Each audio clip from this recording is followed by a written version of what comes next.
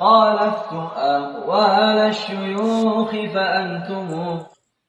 Assalamu alaikum wa rahmatullahi ta'ala wa barakatuh. It is the Orthodox Muslim, and we are back yet again with a brand new episode, brand new live stream. God knows how long we'll be live today. Only God knows. About 10 minutes late, but 10 minutes late is basically on time with the Orthodox Muslim channel. All right. How's everybody doing, man? Everybody's having a fantastic day, I hope.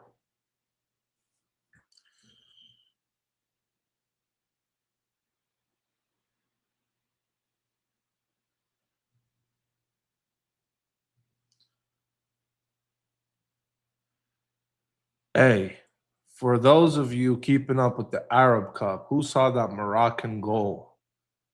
Oh, man, what a beautiful goal, man. From half field, banger, right into the net. Beautiful goal.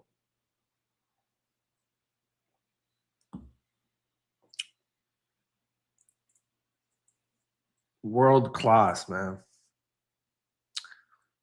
World class football.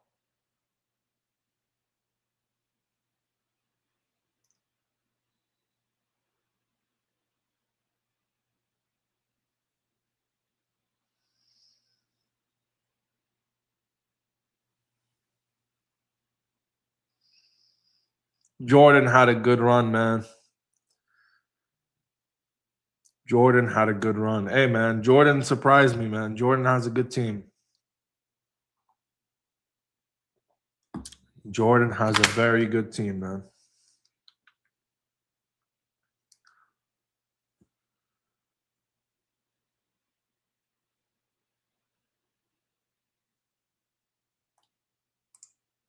Do you plan to visit Turkey, Hagia Sophia, and Nicaea? Yes, of course. Yes, of course. Yes, of course, inshallah. If Allah allows me.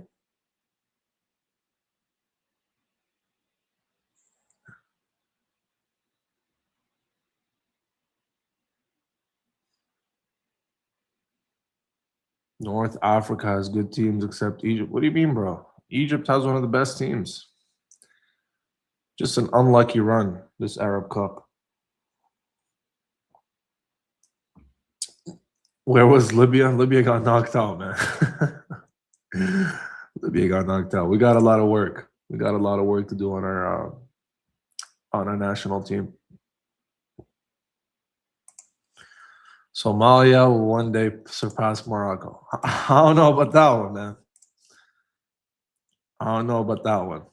That's gonna take a while.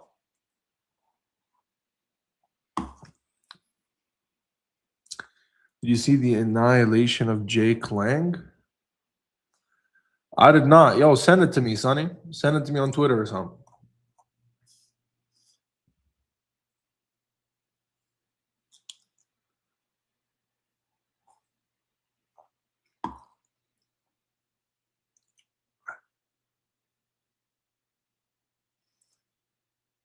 You know, Somalis need to pass the ball a little bit more, man. Listen, if you're a Somali, you need to pass the ball a little bit more. All right? Too much ball hogging, man.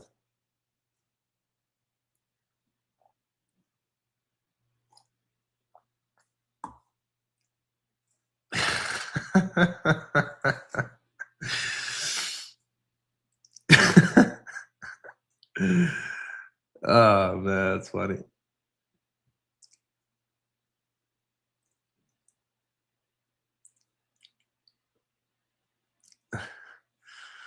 My team lost. I know my team lost, man. I'm not. I know my team lost. Don't worry, but you're gonna tell me.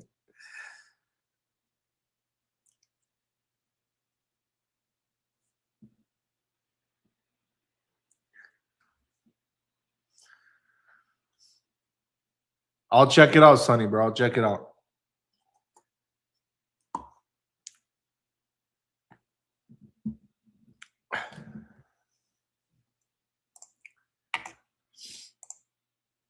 Synoptics, Pauline, no divine Jesus, death for sins.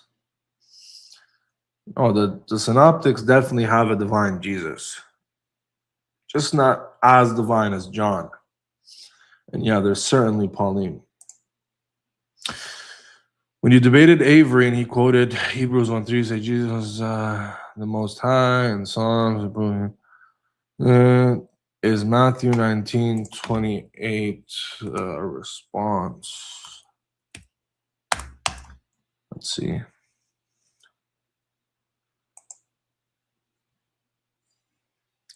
Yeah, about the disciples sitting on the 12 thrones, judging the tribes of Israel, could be a response. But I don't think that was quite his point.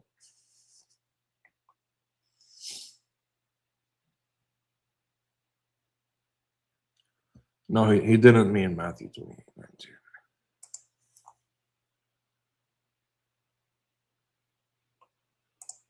Link us up, man. Let the bacon begin. Azizi? Yeah, it's going to begin in a second.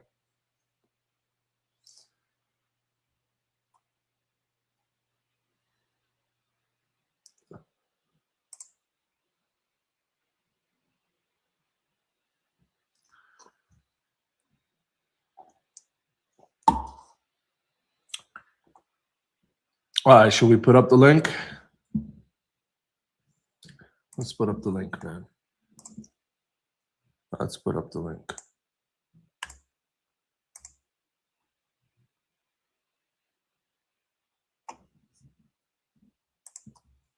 One second.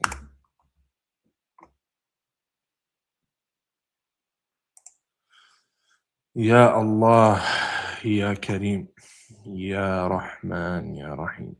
Allahumma salli wa sallim wa barik ala Sayyidina Muhammad.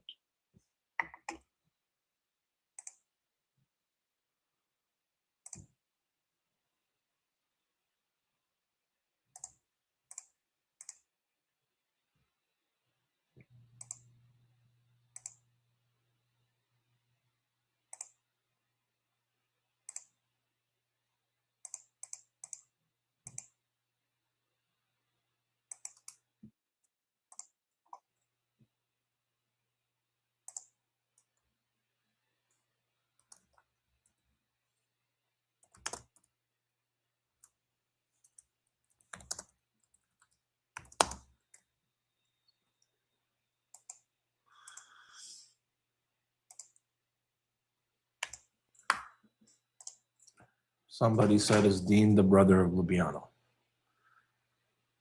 Come on, man. We don't look that much alike, man. Actually, we don't look alike at all.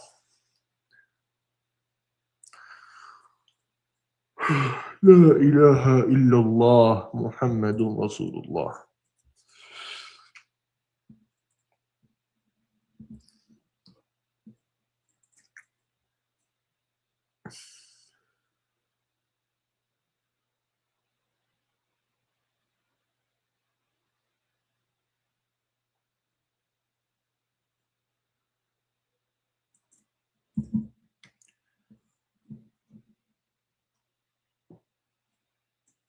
I look like the 30v1 guy.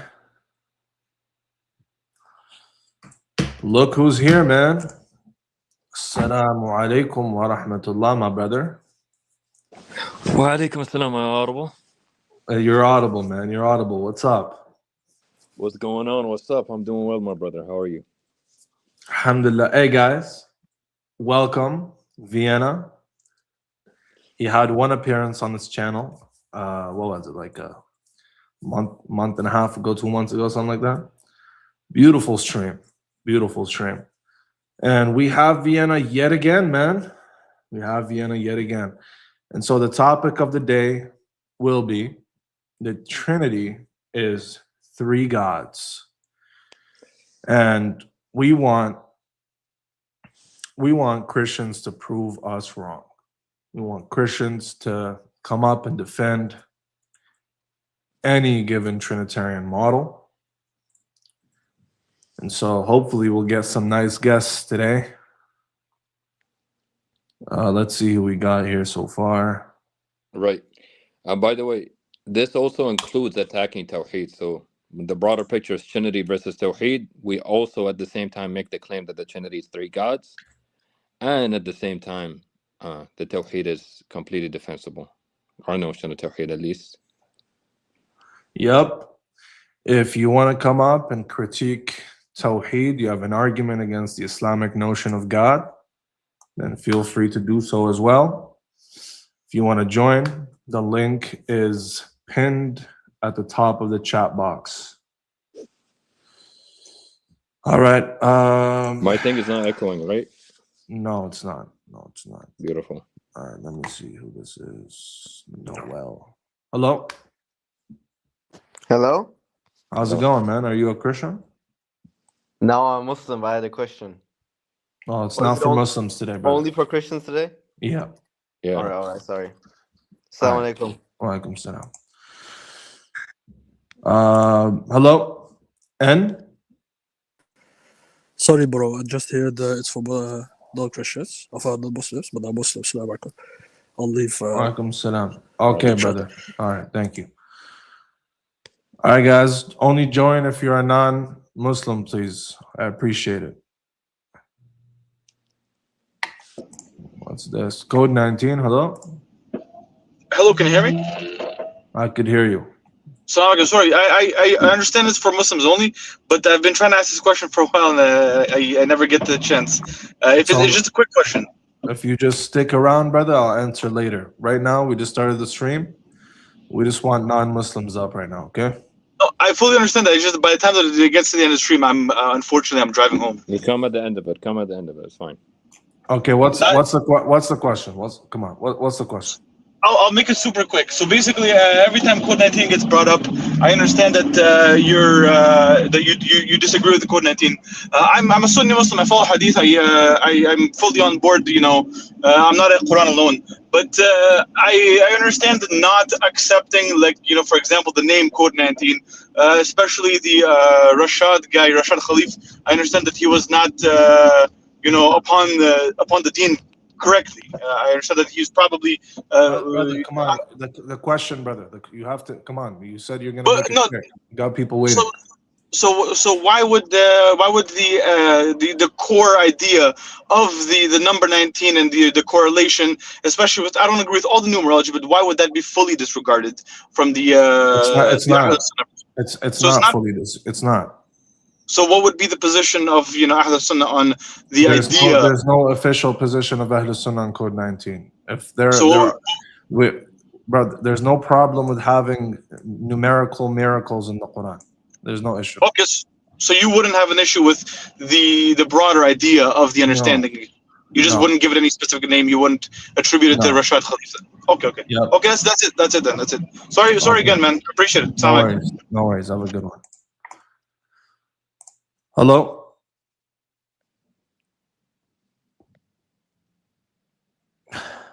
Masih, you're on stage.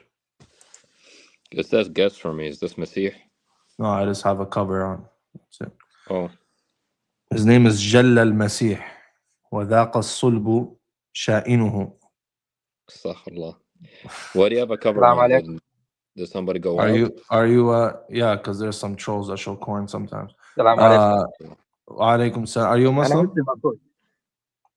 ها؟ لا مسلم بس ما ترفعنيش مسلم بس بتفرج من الستريم يارد. Okay, and your name is Jalla al-Masih. وذاق الصلب شائنه. Okay. All right, brother. No problem. Okay. That's an odd name. All right. Hello, Mr. Polytheist.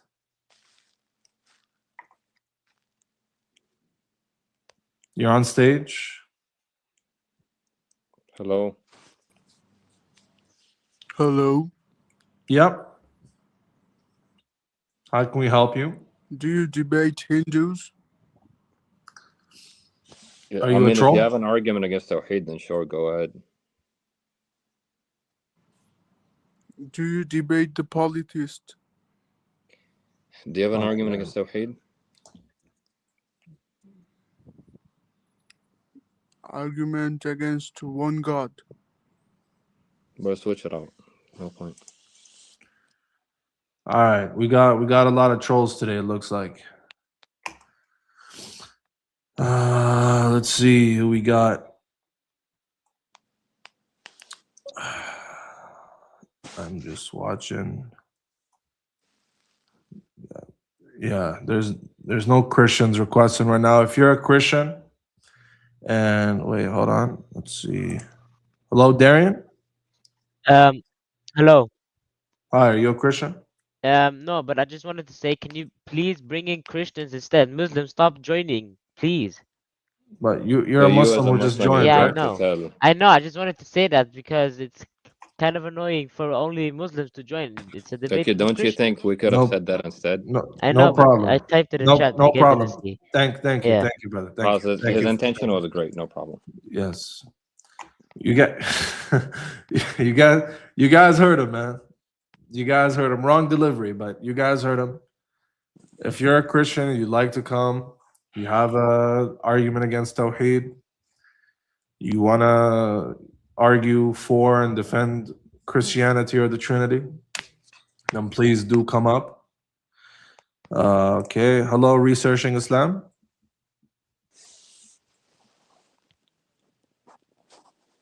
Researching Islam, you're on stage. Hi. Hello? Hello. Yes. Are you a Christian? No, but I have a doubt. You're a Muslim? Yes. Okay. What did we say about Muslims joining, brother? Come on. Okay. What's the doubt? What's the doubt? My question is like, if the Torah was corrupted, then why? Then how could Jesus judge by the Torah? Like, what book is he supposed to judge What's by? the argument against that? Why can't he judge by the Torah generally? Well, if it's corrupted, like we know that Jesus like quoted the Torah to the Jews, but like, how was he supposed to do that if it was Because not the Jesus true has Torah? direct wahi. Because he's a prophet. Exactly. And he is the Furqan, the same way the Quran is the Furqan of today. Yes, yeah, I know, but the Torah was not preserved. You and just got it, brother. It doesn't need to be preserved. I just told you he's a prophet. Yeah, but which Torah is he supposed to judge by? The Pentateuch is what he judged by. Yeah, but And what he knows what is corrupt and what is not because he's a prophet. okay, so okay, but did he ever condemn like did he ever point out the corrupted verse? Like, did he say that it was not preserved? Yes, that's Where? what the pseudo Clementine said. They interpreted Matthew's Matthew having Jesus said, saying once. Let me pull up the verse.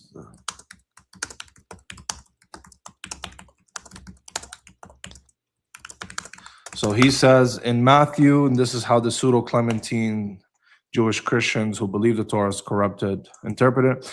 Matthew 15:13 says, he replied, every plant that my heavenly Father has not planted will be pulled up by its roots. And they interpreted this to be every corrupted pericope or added verse will be pulled up that God the Father didn't reveal.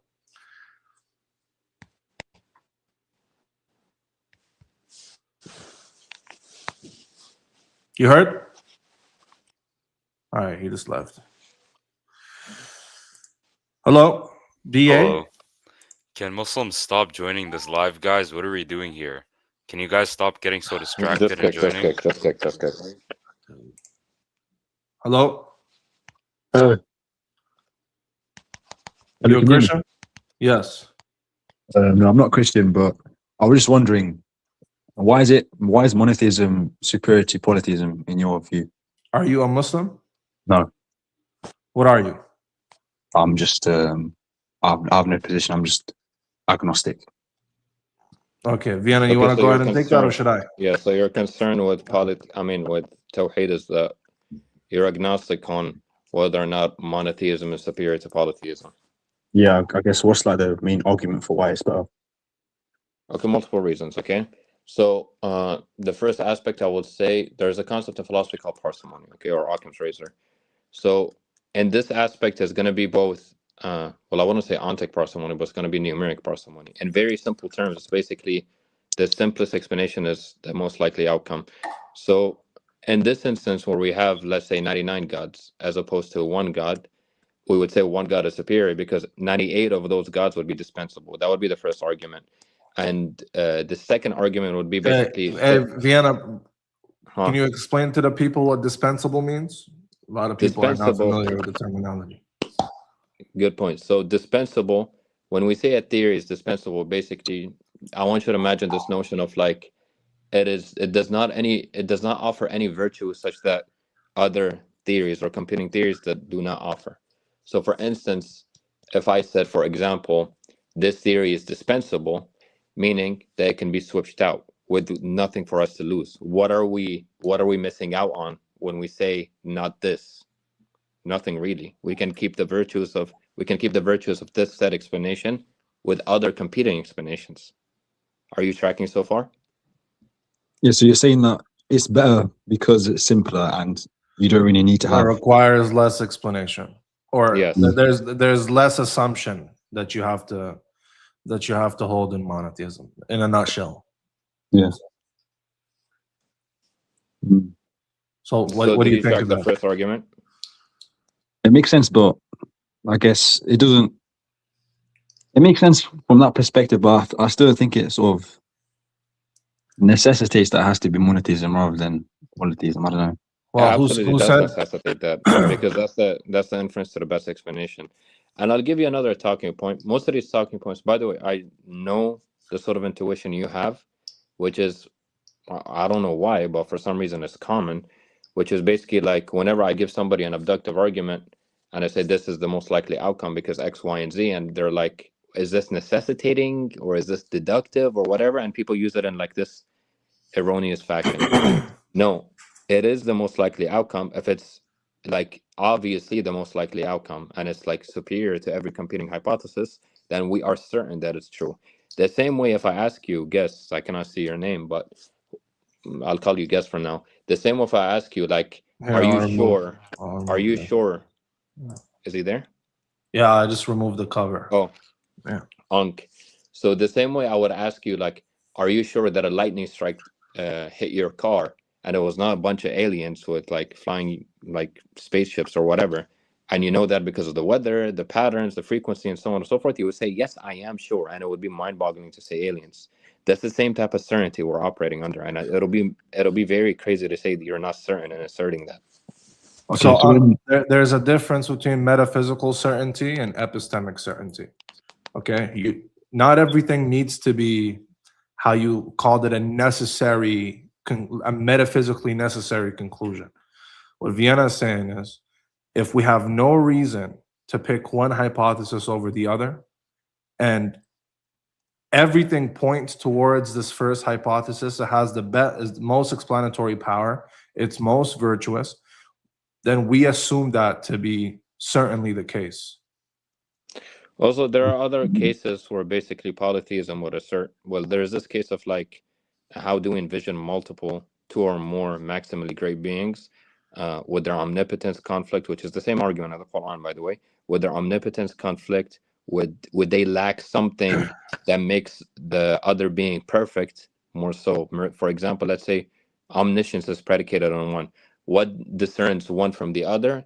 If it lacks omniscience, that will not be God anymore, at least how we envision God. That would just be like some being. That's one. It would also beg to the question of like, okay, now if we suppose teleology or like whatever order in the universe we have, was that picked by God or gods or so on and so forth? And what explains them being harmonious with each other? And what explains that? And so on and so forth. It adds baggage, it adds confusion, all of these things together. So there would be issues of conflict. There would be issues of like, what if one is discernible from the other, then you would have this intuition of like, is one limited rather than not because it's lacking a property, and so on and so forth. And at the end of the day, one thing you have to consider too is like, whenever we argue for God, the dialectical tree is basically like you have this sum of explanations. No, sorry, it's sum of facts. My bad. you have these sum of facts, you have these sum of like whatever events you have observed and so on and so forth, and you basically have this intuition of like everything is explained, this explanandum, everything that explained has this one exponans, and that explains everything, orders everything, and so on and so forth. If we say there are multiple exponents relevant to our explanandum will be like what we're trying to explain, exponans will be like what does the explaining. So if we have this sort of intuition of like, okay, there are multiple facts about the world we're trying to explain, and we explain it using multiple necessary exponents, that would be what the primitive notion of God would be here. Then what explains those? It pushes theistic arguments back a little step. You know what I mean? It So doesn't. would you say that so for example, the Trinity, then would you say that because would you say that it's sort of intrinsically not as plausible, even like if you took all other like your, I guess, your evidences for why you'd believe you're a Christian or if you're a Muslim or whatever, would you say just by the fact that it is the Trinity and it's three gods rather than one God, it makes it less plausible just off of that? And is that why you would reject it? Makes what plausible? I understand his question. Just one moment. Look, the issue with the Trinity is performative. It's not like we're not arguing from this sense of like Trinity, if Trinity, then polytheism, then if polytheism, then false. No, polytheism is false by their own commitment, so it's performative. Christians, their mainstream Christianity, their commitments is the Trinity is true, monotheism is true, and some certain classical semantics are true, like counting methods and so on. So if that's the case, contradiction is internal. Just one moment. The issue would be performative. You know. What do you mean? What do you mean by performative? Concluding. Yeah. So performative meaning it's internal. So they make a performative contradiction is inconsistent within their own system. Yeah. Okay. Basically, they claim monotheism to be true. Yeah. If we demonstrate how monotheism cannot be the case with their own doctrine about God, then you would have this contradiction of monotheism is the case, it is not the case that monotheism is the case. Therefore, the Trinity is not the case. So would you say that a polytheistic religion is automatically to be disregarded, even without looking at its, I guess, scriptures? Yes. Just because it's more complicated? Yes, the issues I've brought forward is, I don't even know how you prove theism as a polytheist. Okay, that makes sense. Well, thank you guys for your time. I think You don't have any arguments against Tawheed? I didn't necessarily have arguments against it. I was just sort of thinking, why is it superior to polytheism? And so it doesn't make sense. Well, do you find it incoherent? No, I don't think so. I don't think it is incoherent. Are you satisfied with the answer I've given you? Yeah, no, it makes sense. Yeah.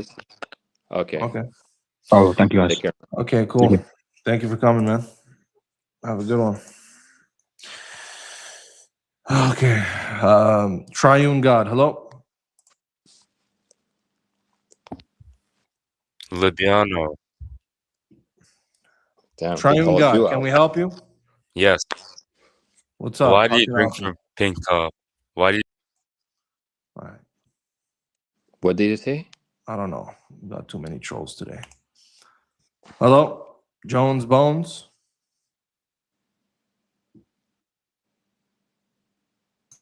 Oh, sorry, I was mute. How you doing? Hi, are you a Christian? I was as of 2 years ago. Okay, and what are you now? I don't follow religion, bro. Okay, do you have an argument against Tawheed today, or you want to defend the Trinity? I don't want to defend the Trinity because I have nothing to do with the Trinity. If I want to defend, I have no argument against Tawheed specifically, but I do like.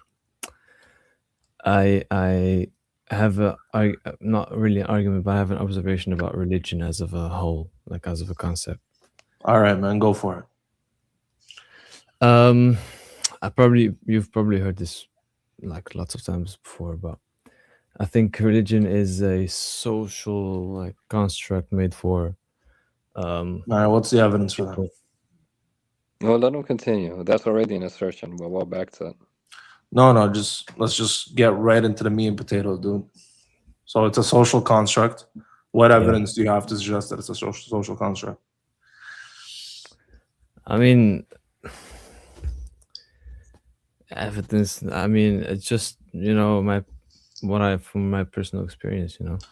So you just woke That's up one day, anecdotal. tickled That's not going to yourself. be an inference. Just one Just moment. That's not going to be a meaningful inference. That's just anecdotal.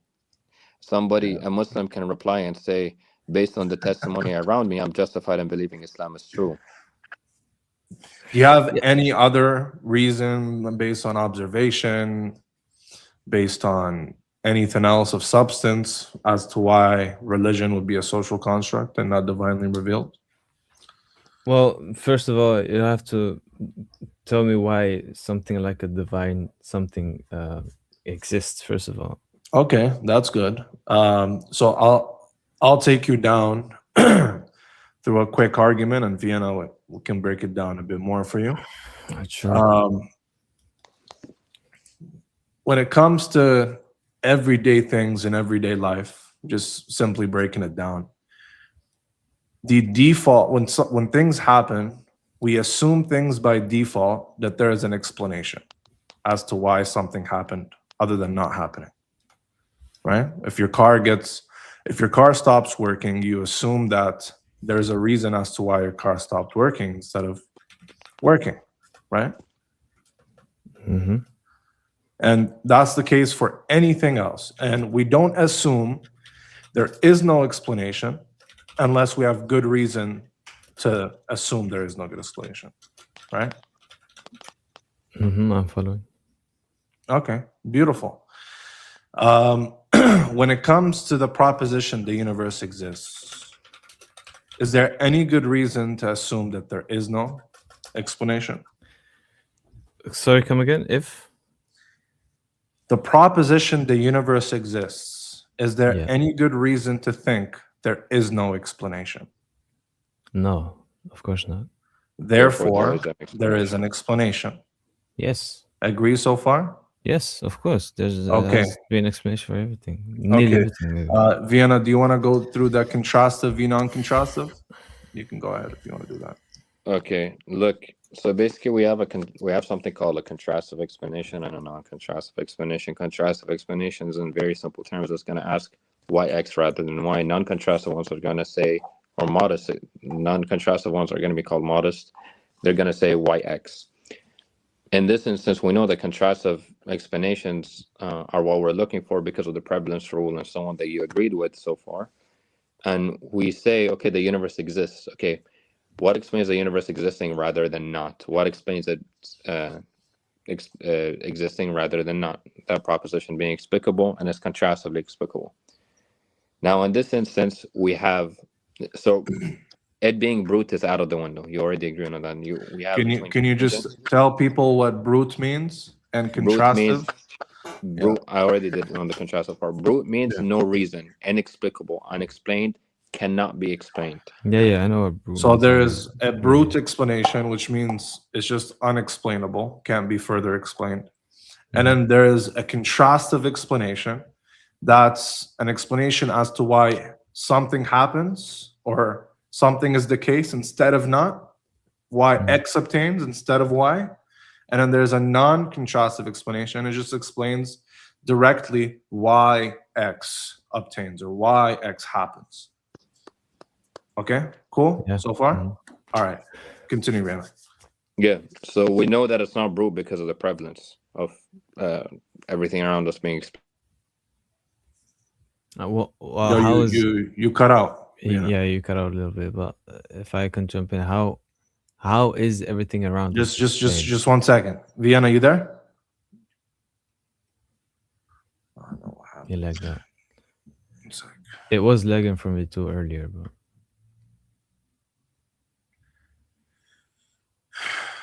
1 second.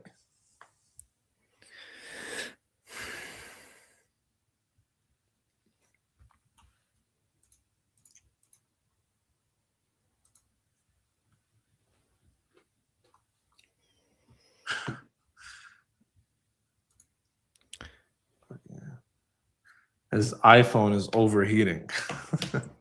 That's crazy.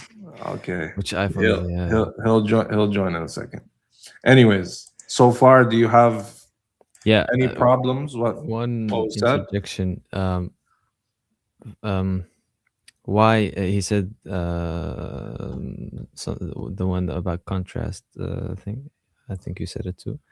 But then he said something about everything around us has an explanation.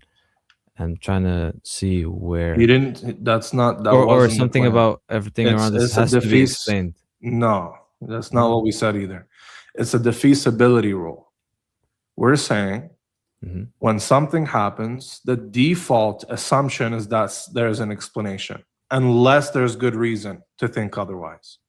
So we're saying there could be an explanation, there could be no explanation, but we don't assume no explanation unless there's really good reason to think that there is no explanation. And therefore, why when it can we comes, not? Sorry, Yeah. go ahead. Yeah, go ahead. Why can we not what? Why can we not assume that there is no explanation? I didn't say we can't. I said the default based on defeasibility, it's a defeasibility rule based on prevalence. When something usually happens, we assume there's an explanation. We're not saying there can't be no explanation. We're saying we assume an explanation before we assume no explanation. You agree, right? Unless we have a reason to tell us otherwise, because of the prevalence. Okay. Do And you if agree we with agreed that? on the prevalence rule, this would follow. Well, now he seems like he is skeptical. So do you agree with that? I see where it leads to, because that would be I see why it would be the default thing to do, but then again I'm trying to see why is it the default thing to do. Like, I'm not denying that it's a good position, but why should we start Based with on prevalence? there could be we just told you, based on prevalence. It is prevalent all around our world, in all of human existence, that when something happens, we assume there is a good reason or a reason as to why it happened. And I just told you. Yeah, okay. I Do you agree with that, right? Yeah, I agree. Okay, cool.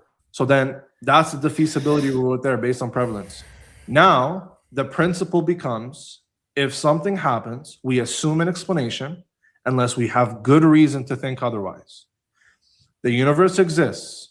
We assume an explanation unless we have good reason to think otherwise. We don't have any good reason to think otherwise. Therefore, the universe is explicable. It has an explanation. Now it comes to contrastive versus non-contrastive explanations. Contrastive explanations explains as to why the universe obtains instead of not. Non-contrastive explanation explains why the universe obtains and not instead of not. You get it? Wait, do that again, bro. I'm sorry.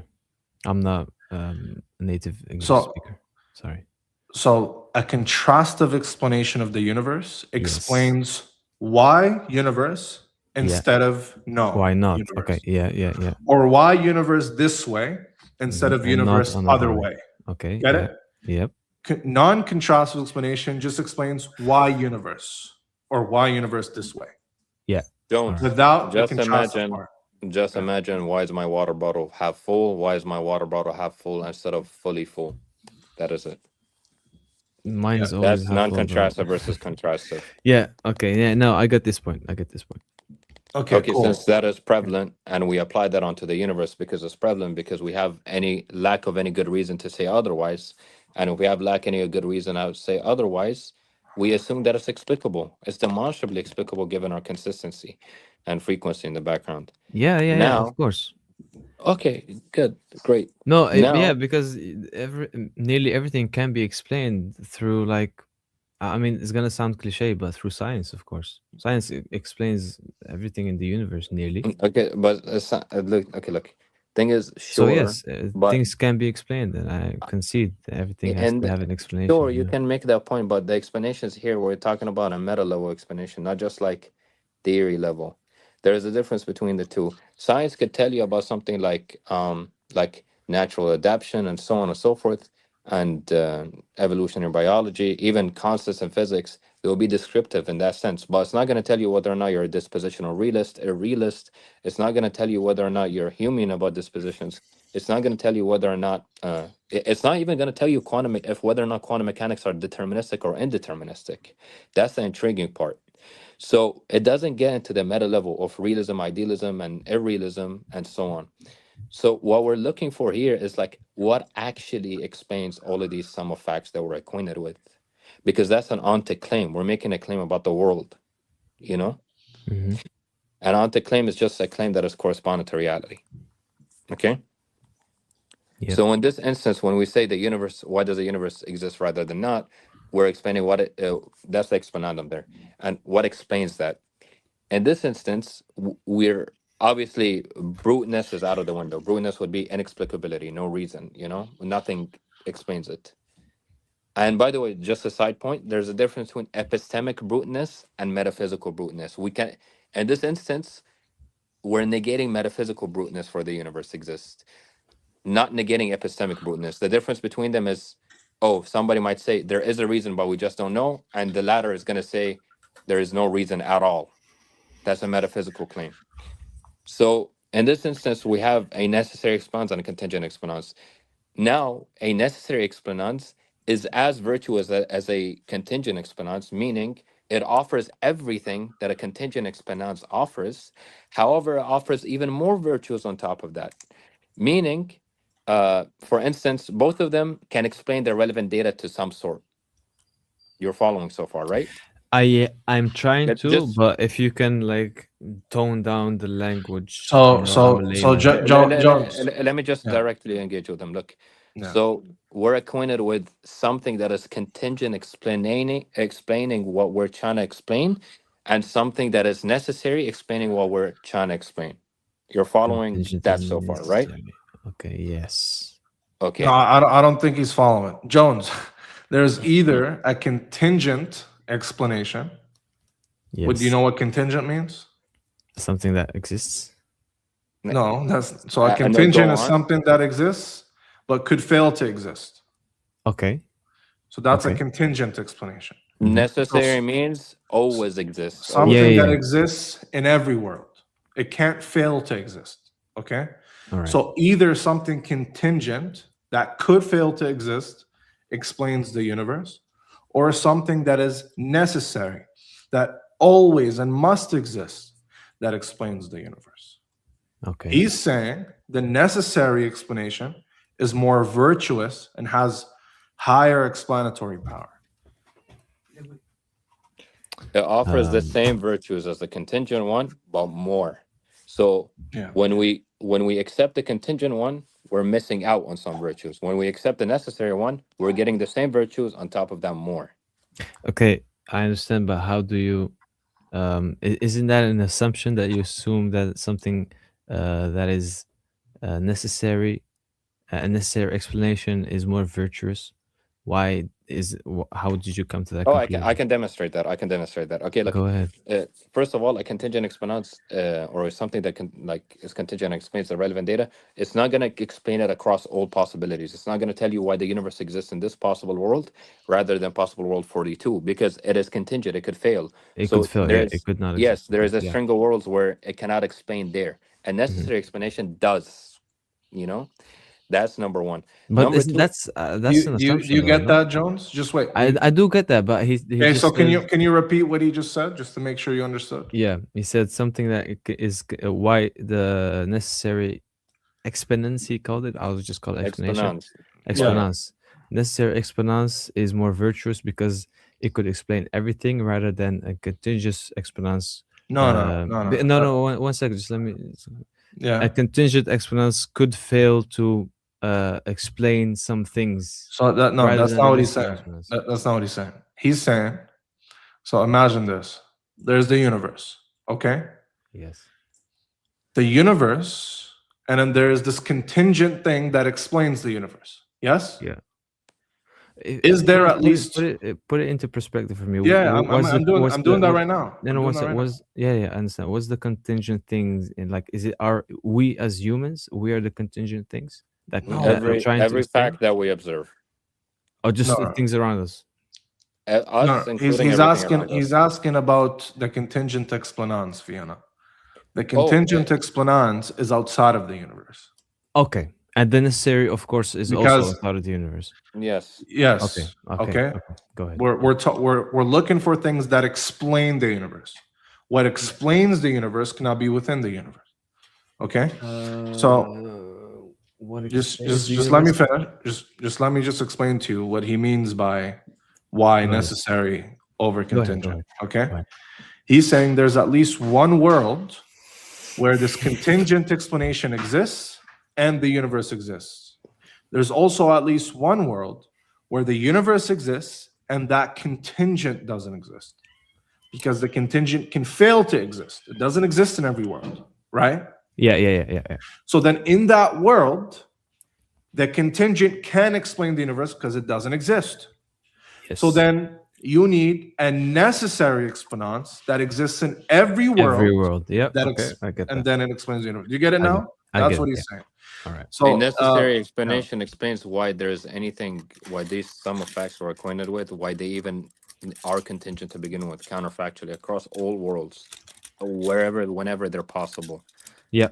And another issue I want to point out on, it doesn't push the thing is like it's sort of, it gives this notion of like an incomplete explanation. It's like, sure, something contingent explained them, but that kind of pushes the issue back. What explains the contingent thing? You understand what I mean? This rather like explains the complete picture. It adds that virtue even more. It's more sophisticated. The necessary explanation. Yes, it Yeah. doesn't push the issue back. It explains Yeah. it across all worlds. And let me ask for example, let me ask an epistemic question to somebody who picks the contingent one over What the is necessary epistemic? one. How we Epistemic, come to know things, the study yes. of knowledge. Okay. Yes. Now, I ask the person who's in this dialogue with me, why did you pick the contingent one over the necessary one? And then he tells me, oh, Vienna, I don't know. Because what virtue, I ask him, what am I missing out on when I say necessary instead of contingent? I'm missing out on nothing. I get the same virtues, on top of that, even more. The contingent one just says nothing, frankly. There's nothing to offer. I keep trying to think of a reason, but there's nothing to offer. Yeah, because he could miss out on So, an explanation. in other words, there is no reason to accept a contingent exponence, which would require another contingent exponence and so on, over a necessary exponence. Necessary exponence is more virtuous, has more explanatory power. Therefore, because of these virtues, we accept it over a contingent explanation. Therefore, a necessary exponence exists, and that's the primitive notion of God. Therefore, God exists. What? Wait. Wait. Those are those are big leaps, bro. What do you think the No, primitive one sec. notion of God is? The primitive notion of God? Yeah. What I think the primitive notion of God is? What is when we talk of God? Yeah. What comes to mind in most systems? What is that definition? What is God? It's the necessary being that exists in every world and can't fail to exist. That is the primitive notion of God. And we just proved the primitive notion of, or we just proved the existence of a necessary exponent. Therefore, God, because that is the primitive notion of God. How is that a leap? Okay, I think I understand it now a little bit, but then my question would be, yes, there has to be necessary exponents. What's it? Yeah, you can just say explanation. Yeah. Necessary explanation. It has, I accept it has to be a necessary explanation because the contingent one could fail to explain, and then it needs another contingent one that could fail to explain. Then it's an infinite chain, so nothing gets explained initially. So that's why I needed necessary explanation. But why do you fill in the necessary explanation to be God? Just because that is the primitive notion. Just because, Let me take it from here. Just because we as humans, one sec. Just because we as humans gave God this definition that he's this necessary being, this all powerful and all knowing thing, so that means he is that necessary explanation, and because it is the primitive notion of God, so God must be this necessary explanation. I'm not really tracking why you should jump to God directly. Okay, look, sure. Let me take it from here. Okay, and I'm very glad you brought this up because there, little plug here. There Oh is a no. video we're planning to make. It's first on every defeater on Tawheed defeated, and second would be 3 arguments against atheism. Well, you have said, okay, Vienna, well, I can concede some sort of primitive notion of God, which is what the previous argument I just fleshed out, or we just fleshed out for you, proves aseity. Aseity just think about it as like independent, necessary, or whatever, that whole idea, okay? And like very informal laymanish terms. Now, Yep. now suppose somebody asks, well, sure, that's the primitive notion of God, but you would typically associate God with being an intentional agent, you know, something with a mind, something with a will, so on and so forth, with agency, right? I would think God is something with an agency. Yes, mind, intentionality, intellect, will, agency, whatever, all that stuff. Yeah, if God, of course, if God exists, then he should, he has these attributes, of course. Yep. Okay, sure. Now, this is going to open the doorway to another argument that I really hold to high regard. It's called the fine-tuning argument for theism.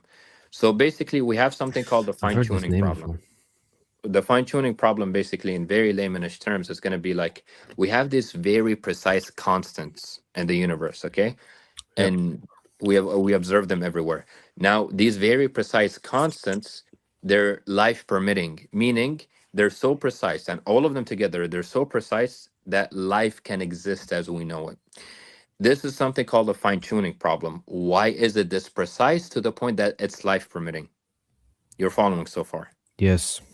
Can you repeat what I said so I can double check that you're following so far? I've actually heard this fine tuning argument before. So I You know what it you entails. have believe me, you haven't. No, not in the way he's saying, but I've Yeah, heard it's the name very before. popular. But Yeah. can you just make sure you just repeat what he said so he knows you're following? He says because of how the universe around us is made into details that necessitates life to exist, then that's the fine tuning of the universe. That means it is in a certain, it is quote unquote created in a certain way that it cannot fail, and it always is this perfect. Right. So basically, the universe is fine-tuned for life. The Yeah. basic laws, constants, whatever you think of, gravity Well, forces, that is if cosmological you. constant. Yeah, sorry. Just to one interrupt. moment. Yeah, go ahead. Cosmological constant, everything. We know that it could have been otherwise because there's no reason to believe that it cannot have been otherwise. The only people that would have said it cannot be otherwise are necessitarians. Necessitarianism, if it's not derived from first principles, it's incoherent. So we know that What these if? constants, just one moment, let me finish, and then we can get in this dialogue of dissecting what I'm saying. Mhm, We know mhm. that these constants, they're very narrow, but they hit this narrow range and they're life permitting because of that. So we know that if these values were even like slightly different, and I'm talking about any value in the equation, cosmological constant, the gravity forces, whatever they are, okay? The universe would like either collapse, or it would not be life permitting, or it would never even form like atoms to begin with. And there's all of these like different implications that will follow if you tweak with one constant. But regardless, they all conclude that life would not be permitting as we know it. Are you following so far? Engage with me here so I can dissect what I'm saying. I'm just stuck on a point where why do we assume that because this I would think this would work with the fine tuning argument would work if there's like a universe, so one universe actually. Why would it not I don't work? Because understand. because if you have multiple universes that are created, but then again, I think that each of those universes would have to have their necessary being. I think. Or what? No, but no, I'm thinking out loud. I'm sorry. Why does it not? Does this fine tuning not work? Vienna, he's saying it's not With fine tuned multiverses. because there's billions of universes, and it just Yeah, so maybe happened that that could. one of them supported life. That's what he's saying. Okay, look, this is called the multiverse response. The multiverse response is still not gonna. Well, we still didn't even get to the point of like, okay, we have the exponendum. What we have to explain is the fine tuning problem. Why this? Why that? And so on and so forth. You get the idea. We didn't even get to the part of answering it. But if you want to jump there, sure. Look, a there are responses to the fine tuning problem, which is one of them is to affirm intelligent design, which is the theist position. That would affirm God. That's intelligent design. Trivially, that would accept something with intentionality, something with a mind, and so on and so forth. It is intended to be this way. Now, there's other responses. For one, you brought up multiverse. That's what you're trying to say. Yeah. Look, the same. I'll give you a bunch of issues. And by the way, this is in the paper. Collins, even the guy's name is Robert Collins, and he has a paper on fine tuning. What's that Basically, paper in the called? same paper, he even dissects why the multiverse response is not as adequate or even coherent as the intelligent design hypothesis. The first of which, okay, so in this way, think about it like this. Many look, so if somebody says multiverse, in this instance, the fine tuning problem is answered this and this way, you still need a universe. You still need to explain that you still need like a universe generator with those like very specific laws to produce those universes. Those laws themselves look fine tuned. The improbability of this finely tuned universe is just like pushed up a little. It's not really explained. You know what I mean? Unless if you want to even go to even more extreme commitment of the multiverse, which is called infinite multiverse. Okay. And let's say somebody goes that route. Vienna is like, Vienna, I don't care. I want to go to the more extreme commitment, which says which basically tells me there's like an infinite amount of universes. That's the most extreme on the spectrum of multiverse theory. Now, obviously, I can really easily pass this by saying there's no independent evidence of multiverse to begin with, and this is like the most extreme one. The intelligent design hypothesis is much more simpler. That's like a given, but that's the issue there. But there's also this is called the entropy problem. Look, if let's say the claimant basically says they explain our like specifically ordered universe, but even in this instance of like a multiverse, it's far more likely to get if you to get something local meaning relative to that universe, is still far more likely to get something local that explains the universe rather than not, meaning it does not eliminate theism. So, for instance, somebody could say, yes, there could be a multiverse, but at the same time, this one is still life permitting on an extremely narrow range, and so on. It's still far more likely to get a local order, meaning something that, like, relative to that universe, explains it being ordered that way.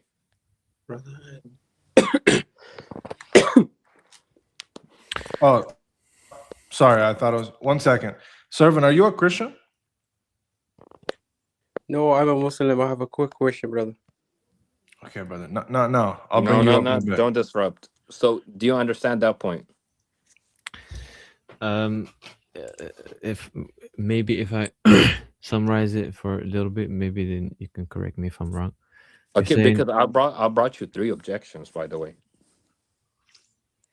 Yeah, honestly, bro, this is the virtue of you, but you like speaking like very high language. Yeah, you got to simplify it, bro. Dumb it down, brother. Dumb it down. I'll simplify it even. Before you do, Nicole, are you Christian? Yes, I can be considered a Christian. Okay, that is a okay. weird Just answer. 1 second, then. Okay, hang on for a second. I can be considered. Listen, no, just simplify it for the chat. Jones. Yeah. Or Jones. Yeah. Look. So, the first one is basically the multiverse objection or reply doesn't really answer the problem. It just makes it a little bit more likely that the universe is finely tuned. That it's still improbable that it's finely tuned. The problem is still there. There's something called the multiverse hypothesis, and there's something called the extreme basically it's on the extreme end, which is the saying infinite multiverse. there is an infinite one. Yeah. Okay. So that already you have to keep in the back of your mind. So a standard acceptance of the multiverse does not really solve the issue. You have to go to the extreme ends. And I told you the extreme ends, it's really dismissible. I can be very lazy and say there's no independent evidence of even one multiverse. I mean, sorry, of just like another mirroring universe, Yeah. let alone an extreme commitment of an infinite amount of them. That's And true. you know that is true. Yeah. That's true. But Yeah, yeah. you can keep that on the back of your mind. I'm just building all of these virtues together. Mhm. But even then, there's something called the entropy problem. Okay. Entropy problem. Basically, now the entropy problem basically says like entropy is messiness. Okay. So we still know that for a fact that nature, and by nature I mean like just patterns of nature, you know, constants and so on and so forth, it strongly prefers chaos or messy states than ordered ones, than narrow specific ones, right? So, for instance, if I go out to the jungle, I'm gonna find mess. You know, a bush is not gonna be ordered in this like very narrow range, and Can you hear me? yes, One sec, just hang on, man. One a sec. bush is not going to be ordered in this very narrow range, as opposed to a bush just being randomly like there. It doesn't really follow any like meaningful pattern. You know, it's there 1, 2, 3, and so on and so forth. But when you quantify that over like the universe, obviously that's messy altogether. No, I mean sorry, like that's messy. That's expected to be messy altogether. You know, Hey, not in this Vienna, very we ordered gotta way. move on to next guest, eh? So just let's wrap it up with Really Jones. quick, really quick. Yeah, let's go. Because I believe you can. I believe this would even like, you know, inshallah, like open the door to Islam for you. But so look, we know that it predicts messiness, you know, chaos rather than ordered patterns, than neat ones, life permitting ones, and so on. So even if there were infinitely many universes, randomless, like random outcomes, they always predict messiness. That does not change. They always predict chaos. So it doesn't really explain the problem, it pushes it back, even on the extreme commitment. Because that doesn't, because, and I can make this like sort of turnaround move where I can say, relative to that world, the reason why it's neat and ordered rather than not is because there is something that made it that way. That would still be likely. That does not eliminate intelligent design. Even multiverse theory does not eliminate intelligent design. So what would we expect in a multiverse? What we should expect is we're gonna be in this like bubble, or like this infinite bubble or whatever. We're gonna be surrounded by chaos, but instead we observe there's a globally low sort of like messy state. You know, everything has this like order of all sort of patterns you can observe. And thus, even in this like view of like multiverse, when we assume it, the extreme one, which we already know can be easily dismissible, what I said earlier, we can still say, yes, that specific one is that way because of intelligent design. Do you understand that? Okay. In other words, there's no evidence for another verse, let alone a multiverse. So it can be dismissed just on those grounds. And But even if even there assuming were, that, even assuming multiple universes or infinite set of universes, then it still doesn't answer the fine tuning because randomness usually creates chaos. So there's no yes. actual explanation there. So So by you saying get that, Jones? by using the multiverse argument, you're actually really saying that because there's so many universes or universa or universum, I don't know, that increases the randomness and chance and entropy is what you see, Yeah, the rather messy than states. the messy states, rather than It pushes the issue diminishing it. back. It pushes the issue back. It technically does not eliminate intelligent design. Remember the move I made by saying, yes, in that world, it's Yeah, ordered yeah, that way yeah. because of a local order, Yeah, yeah, something that yeah. made it that way. You know, Mhm. it doesn't eliminate that out of the picture. If anything, that accommodates that. It still explains why it's not messy as opposed to messy when we expect it to be radically more messy, and so on and so Yes. forth. Yeah. So Okay. let's wrap it. Is that all, Jones? Did you get that? I got this. I'll say I'll look into it further. And make sure. when's the next time you're live? Are you an Arab Christian by origin? I am not Arab. I'm North African, but You're a I North African Christian? no, I was never Christian. I mean, I was, but not really. I was brought up Christian, but I didn't really like. Oh, you're You're Egyptian. No, you're no, I'm Muslim. Moroccan. Oh my god. Oh, okay. That's Well, not whatever, good, man. whatever. That's your personal life. Whatever. Look, listen. All right. So you were Muslim before? No. I Come on, listen. My dad is Moroccan. My mom is Dutch, because I'm Dutch. Okay. So Okay. Look. Let's go back to the relevant All right, subject. Jones. my dad is No also problem. not. Just very just come quick, back. Jones. Just come back, okay? Yeah, let me Intelligent know. design Let me know hypothesis.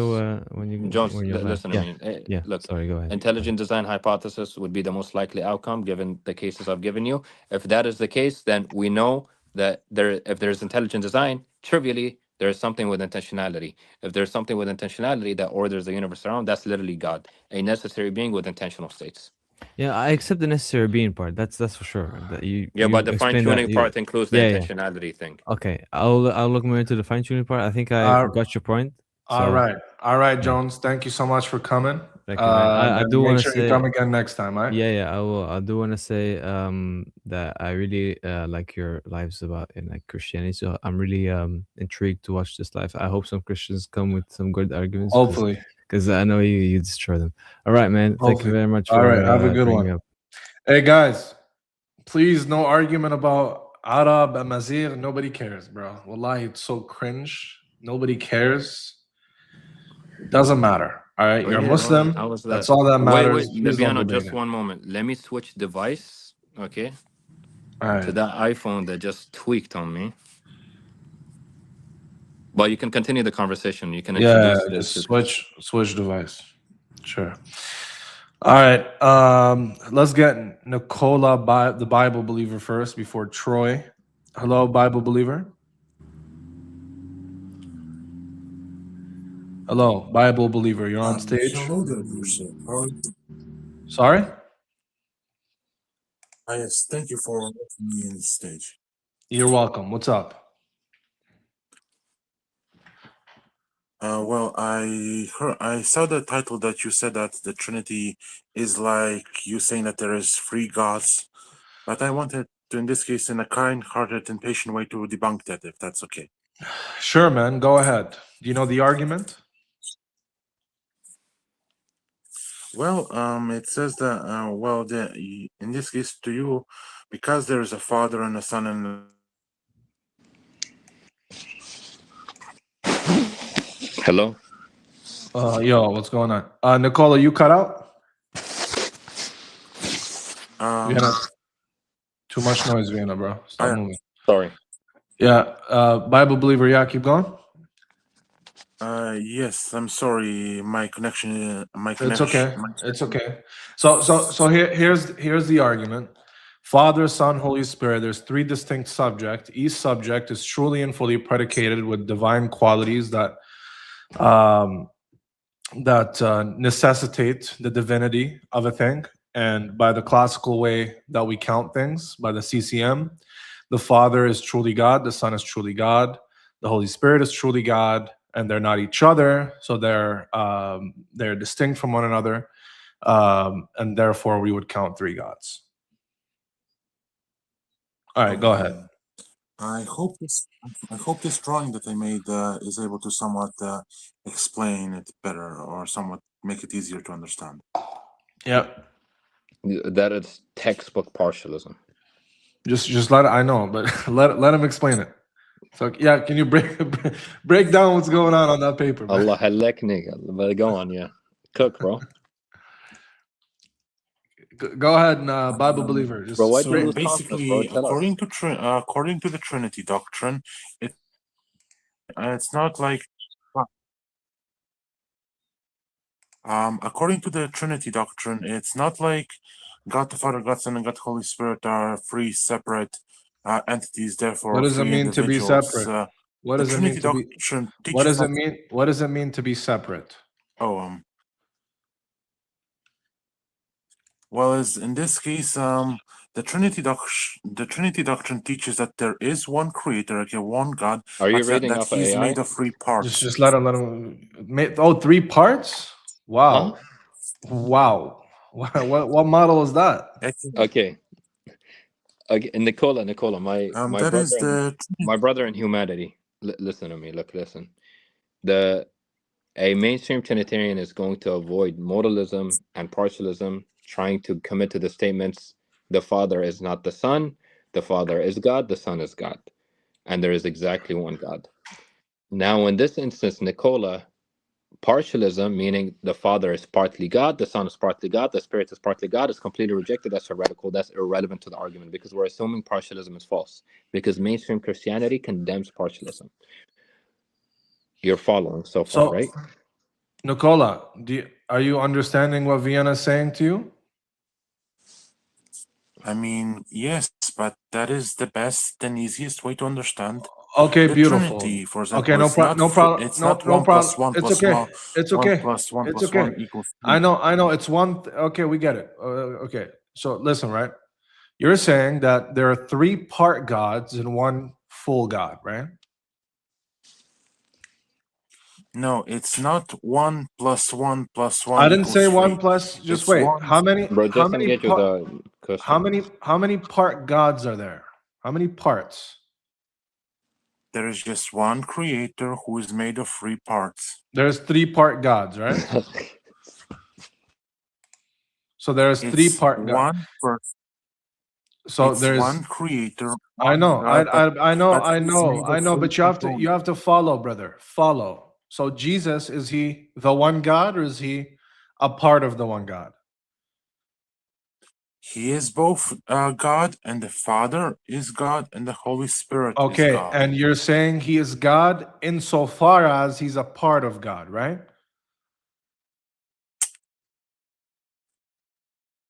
Jesus is God, but he's not the Father.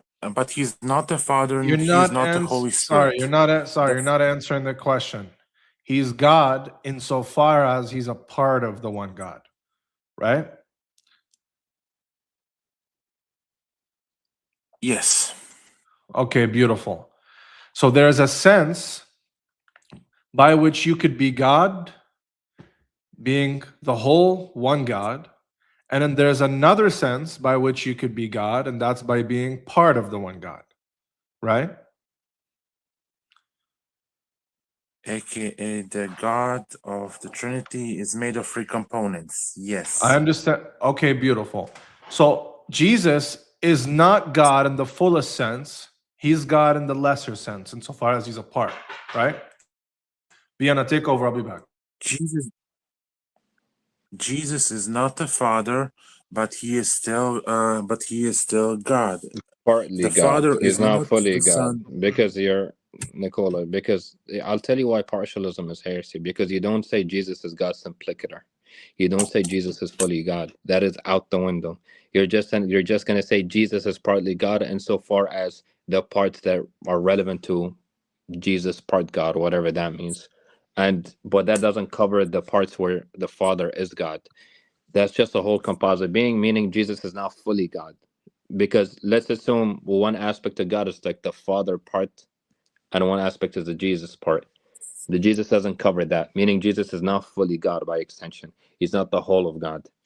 This is why partialism is condemned. Why? Because you would negate the fact that Jesus is God's implicator. Jesus is fully God. That is conceded to. That is thrown out the window. Yes, but according to you, sir, how are you going to better explain the fact that God You can't. is You both the can't. Father and You the Son don't. at the That's the same entire time? point. You can't. That's the point. You throw it in the garbage. You put it away. Why? Because it's a contradiction. It can't exist. It doesn't exist. It's a figment of your own imagination. Nicola, the reason being is if Jesus is God insofar as being a part, then analytically, Jesus can't be the true God. He can't be fully God because there's a higher sense of being God, that is being fully the one God. Jesus isn't fully the one God. He's not God in that sense. He's God in a lesser sense. insofar as being a part. Do you understand? So you still have three part gods, and you still didn't negate the full divinity of Christ. That's the problem, man. I didn't negate it. I just tried to explain it in an understandable way. Let's move on. Let's move on. The fact that you even brought up the partialist explanation, I told you though how that negates the sentence Jesus is fully God and so on, and it's heresy. It's already a concession to the argument because the relevant commandments to the argument says you cannot negate partialism and modalism and say there exists exactly one God, and the Father is not the Son and the Son is not the Father. But So Troy, that is Jesus is God, but he is not the Father and the Holy Spirit. The but Father he is wouldn't be God. fully God by a partialist account, dude. I said that for the fourth time already. But for example, the Father is not Jesus and the Holy Spirit, but he's still God. And the Holy But Spirit, under he's a not the Father. partialist account, he would be partly God, dude. He wouldn't be fully God. Hence it's heresy. Hence why partialism is condemned as a heresy to begin with. You sacrifice the sentence. You cannot say anymore Jesus is fully God. That's out of the window. To be fully God is to be fully God is to not be a part, is to be God itself. That's the difference. If you say Jesus is partly God, that part Jesus is acquainted with doesn't cover the parts the Father is acquainted with. Therefore, they cannot be fully God, to each their own respect. Let's move on. Troy. Can you hear me? Yes. My argument is probably going to be a little similar to his about the Trinity is three gods and why that isn't truly true. Because like, I actually got this example from Bible class. Like, for instance, can you hear me? Of Yes, course. we can Yeah. hear Come you. on. Yes. If Tell. you know how there's the sun, right? Like in the solar system. Yep. Sure. Out of it comes the light and the heat, but it's still one sun. The light and the heat are just properties of the sun. They aren't fully the sun. Yeah, and their effect. That What would are be the you? Trinitarian like Just example. They one come up second, with a Yeshua, Just hold on. Okay, yeah, sorry, one on sorry, one. my bad, We'll my get bad. to you in a second. Yeah, go ahead, Troy. Yeah, but like, how do I say this? There's two attributes of the sun. Like if the sun didn't have heat, Jesus is not an attribute of God. He's Jesus is fully God. God. He's Simplicator. truly God. You know He what? You know what possesses that would all be divine analogous to? attributes. Troy, you know what that would be analogous to here? Not yeah, just treating Jesus as a property or an effect or whatever. Rather, you would treat Jesus as an object. So, for example, object is just something that bears properties. Just keep that in mind, okay? So, look, Troy, imagine if I told you there's the Orthodox Muslim Vienna, Yeshua, Troy, followers of Christ. These are four human beings. We count them as four because they're different from each other. And relative to the kind of human being, as we understand it, we count them as four different human beings. Now switch the variables, Orthodox Muslim with Spirit, Vienna with Father, Troy with Son, you would get three gods. As the same way you would get four human beings. You just switch the variables. What is the asymmetry there? So he's asking, what's the difference between the two analogies, Troy? All right, I think Troy is too young, man. We'll just. All right, Yeshua, what's up? If he's paying for that Bible class, he got a refund. Yeah, what's up? What's up? Yeah. Yeah, So, are you a Christian first of all? yeah, but I'm not a Trinitarian. So like, I What are also you? like I believe that Trinitarians they do worship, even though if they say they don't worship three gods, it is three gods because they say it's three persons, and by a person is by default a spiritual being, and so they say that's three persons, but you have one spirit. I mean, it A doesn't make any person by sense. default is a spiritual being. Yeah. Like They a mean person as in hypostasis, but sure, hold on. keep cooking. A person is someone who has a rational mind, has kingly authority, dominion, has consciousness, and so they say that God is three persons, Trinitarians. Yet one spirit, but that doesn't make any sense because how can these three persons, be separate, but yet Okay, one. well, I mean, I know. that's fine, Yeshua. We agree there. So what's your Yeah, position? that's what I'm saying. That it doesn't make any sense. Like it makes sense that they worship three gods. You know what I mean? Yeah, we know that though. So what's your position? Yeah, my position is, what Muslims believe that. Well, I mean, Muslims, I know they believe in one God, but yeah, I believe in one God as well. But it's Yahweh that I believe, obviously. So, one God who's one eternal spirit, who receives, who has many titles. Okay, So okay, no yeah, problem, that's no yeah. problem. Do you believe in the doctrine of penal substitution? Penal substitution. I've heard of it. Yeah, I think I do. Do you think Jesus died for your sins? Yes. So yeah. There's And different theories. I think there's 7 theories on the yes, so let on the me death just on the break cross. down.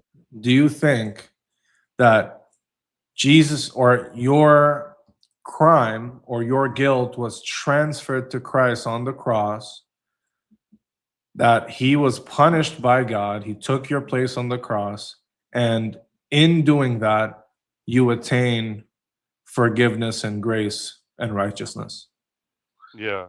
Like I believe in that Okay. because it says in 2 Corinthians 5:21 that he took our sin and we receive his righteousness. So Okay. God condemns sin in the flesh, right? Romans 8:3 says that. And so sin was done with on the cross. Like, So, yeah. okay. Do you think there's an axiomatic notion of justice? Meaning? Basically, a lexical usage of justice. Whenever, for instance, I say Yeshua is just, you understand that term, you understand what it means, and Yeah. if somebody uses it idiosyncratically, he's using it erroneously. Correct? For example, imagine if I said, well, I cannot say his name here, about Mustache Man. Imagine if I called him just. You'd be like, no, Vienna, he is not just. He was a terrible person. Why? He was doing unjust acts. And how do we know he's doing unjust acts? Because we have a set standard of what just is. That's the lexical definition or the conventional meaning. And he would violate that. If somebody replied to you, Yeshua, and said, Mustache Man here, he's just, and like he says, by just I mean being a German, for example, you'd be like, that's not what justice means. You know? So basically, you already have a preconceived notion of what justice means. So you know and understand when it's used in a meaningful way or not. So if somebody says, I'm just, and you're like, what do you mean? Oh, I'm German. There's no meaningful expression there, right? Because we It's already know what erroneously justice used. You'd call them out for it. You say, no, that is not how justice is. That's not how we describe it. That's not how we use it. Okay, Yes. good. So do you agree that we universally agree that a guilty criminal should be punished and that the innocent shouldn't be punished for the crime or the guilt of the guilty? Yeah. Okay, Yeah. beautiful. So the innocent shouldn't be punished for the crime of somebody else, right? Yes. Okay, beautiful. Good job. Was Jesus innocent and free from sin? Yes, Jesus was innocent and free from sin. So Yeah. Jesus is innocent of those sins. Yes. Yes. And God punished Jesus for the sins of others. Yes. So, God. So how do I simplify it? Just one moment. Just one moment. And I don't want to be demeaning. And you can ask even the Christians I've spoken to in the past. I never blaspheme Christianity, even retaliation. But I really want this to go in the back of your mind. Now let's switch God for Kim Jong Un, and let's say there's a news header. Kim Jong Un, لا تضحكني. Kim Jong Un has executed the father of a criminal. Like, why did he do that? He does not bear his sins. You'd call him a lot of words, right? That is unjust. Now imagine on a more maximal scale. Jesus never committed a sin, yet he bore our beard. Well, error right there. I don't even know what term to use there, but he He took bore on our sins. every He bore our yes, sins. he took on every single sin of the world that ever existed at once, and he never did any sins. So the same way you'd call out Kim Jong-un after watching Fox News, yo, why did he do that? Now in the case of what we call God or assume to be God here, this is on a very more radical scale. And if this is the case, a maximally great being with these properties of omnibenevolence and staying and you know, mercy, kindness, justice, and so on and so forth, and also along the lines of like, we'd expect this maximally great being to not use terms idiosyncratically. He wouldn't use it erroneously, you know, the same way I told you just means German. You'd call them out. We'd expect them to use terms correctly. We'd expect them to be omnibenevolent as omnibenevolence is understood, justice is understood, and so on and so forth. If that's all if that is all assumed, then that narrative of the atonement describes an unjust God. We don't expect God to be unjust, ergo the atonement is false. Go on. Yeah, so right, Jesus, you know, he bore the sins of the world. So one can't explain it because, you know, Christians just receive it by faith. But, you know, we don't know what happened in the spirit realm to Jesus. What we do know is that, you know, he bore the sins of the world, and so when he bore all the sins of the world, that's when God condemned sin, So and it was just. is It's that a not that meaningful expression of justice? it's not so it's not that Jesus, you know, once again, yeah, he was sinless. But how do I put it? Like, If just listen, if I told you Kim Jong-un took my innocent dad and unalived him for the sin of a criminal, and I just asked you straight up, like Vienna says, prima facie, is this a meaningful expression of justice? Would you say yes or no? no. No. Why? I mean, your dad, you know, Didn't do anything. Yeah. Right? Okay. So now let's Now switch this is the a more variables. radical scale. Every Yeah. sin for somebody who did not even do sins. At least that guy's father, maybe, I don't know, he did one or two things in the past and he just executed them. In this instance, he bore every single sin and the guy didn't even do anything. That is as unjust as it gets. So here's the problem. Like a sinner, for example, a sinner can't pay another sinner's debt. That would just be absurd. So that's why Jesus lived a perfect life, Well, because that has nothing to do with anything. That's the point. Jesus but lived the perfect life. no, I know, but hold on. Yeah. But how else would sin be paid for? Because a sinner can't pay Well, sins, we'll get to how else. There's plenty of other explanations in the Hebrew Bible. Okay, that you don't need substitutionary atonement or vicarious atonement.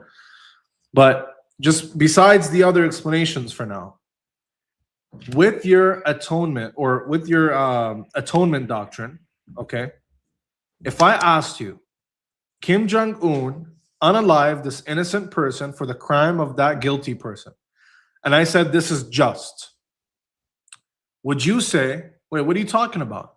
It's not just. What do you mean? This is not a meaningful expression of justice. You would say that, right? Yeah. Okay, cool. Let's now switch the variables to an even bigger extent, greater extent. The very creator of the universe, the maximally great being. We expect him, because he's the maximally great being, of being the most just by expressing justice in the most meaningful way, unlike any other. So if I were to tell you God unalived Jesus, who's innocent, for the sins of the guilty,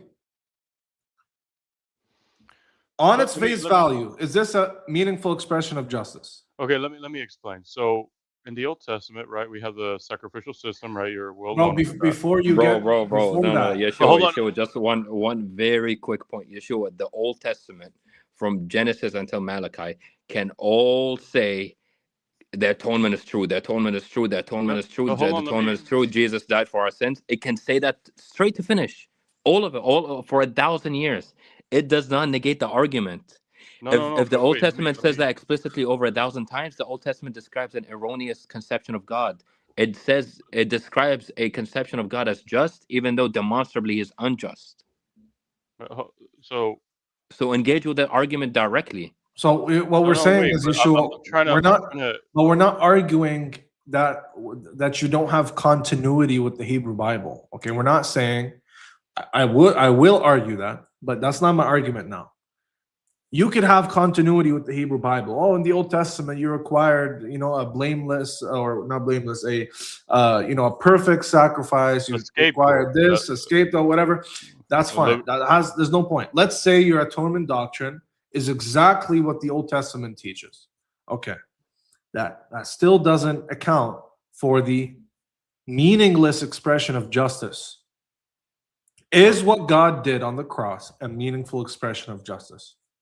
Yes, I would say yes, because we read in Leviticus 16 as a foreshadowing of Jesus being the Lamb, that the Israelites would transfer their sin to the sacrifice that they were going to do, and that's what happened on the cross. Which talking point of the argument do you disagree with? Okay, you're just saying Leviticus. You're just saying Leviticus says it, therefore I'm justified. Exactly. That's not the question. Let's say Leviticus explicitly said there will come a man, Jesus, who died for our sins, to atone for our sins. Okay, Leviticus is false, because again, it described an unjust God but attributed justice to him. That is the issue there. Now, again, really focus on this point. Okay, the talking point is there's a conventional usage of justice. Now, we know this conventional usage of justice, and we are committed to it. If saying otherwise, it'll be erroneous. Just from day-to-day language, day-to-day activities, that's just how it is. Now, building up from that, we know that what God did is what Kim Jong-un does, but on a more radical scale, like the example I've given you. And I only give that example to make you really understand. Now, if that is the case, and we call one guy unjust, and if somebody does it more radically than the guy we call unjust, then by extension, that guy would be unjust too, or that deity or agent, whatever he is, he would be unjust too. And if there is a doctrine that calls that an act of justice, that doctrine is false, because it doesn't understand justice. A maximally great being, we don't expect a maximally great being to be unjust. We don't expect it to use benevolence erroneously. We don't expect it to be in this air at all. So that's why the doctrine is false.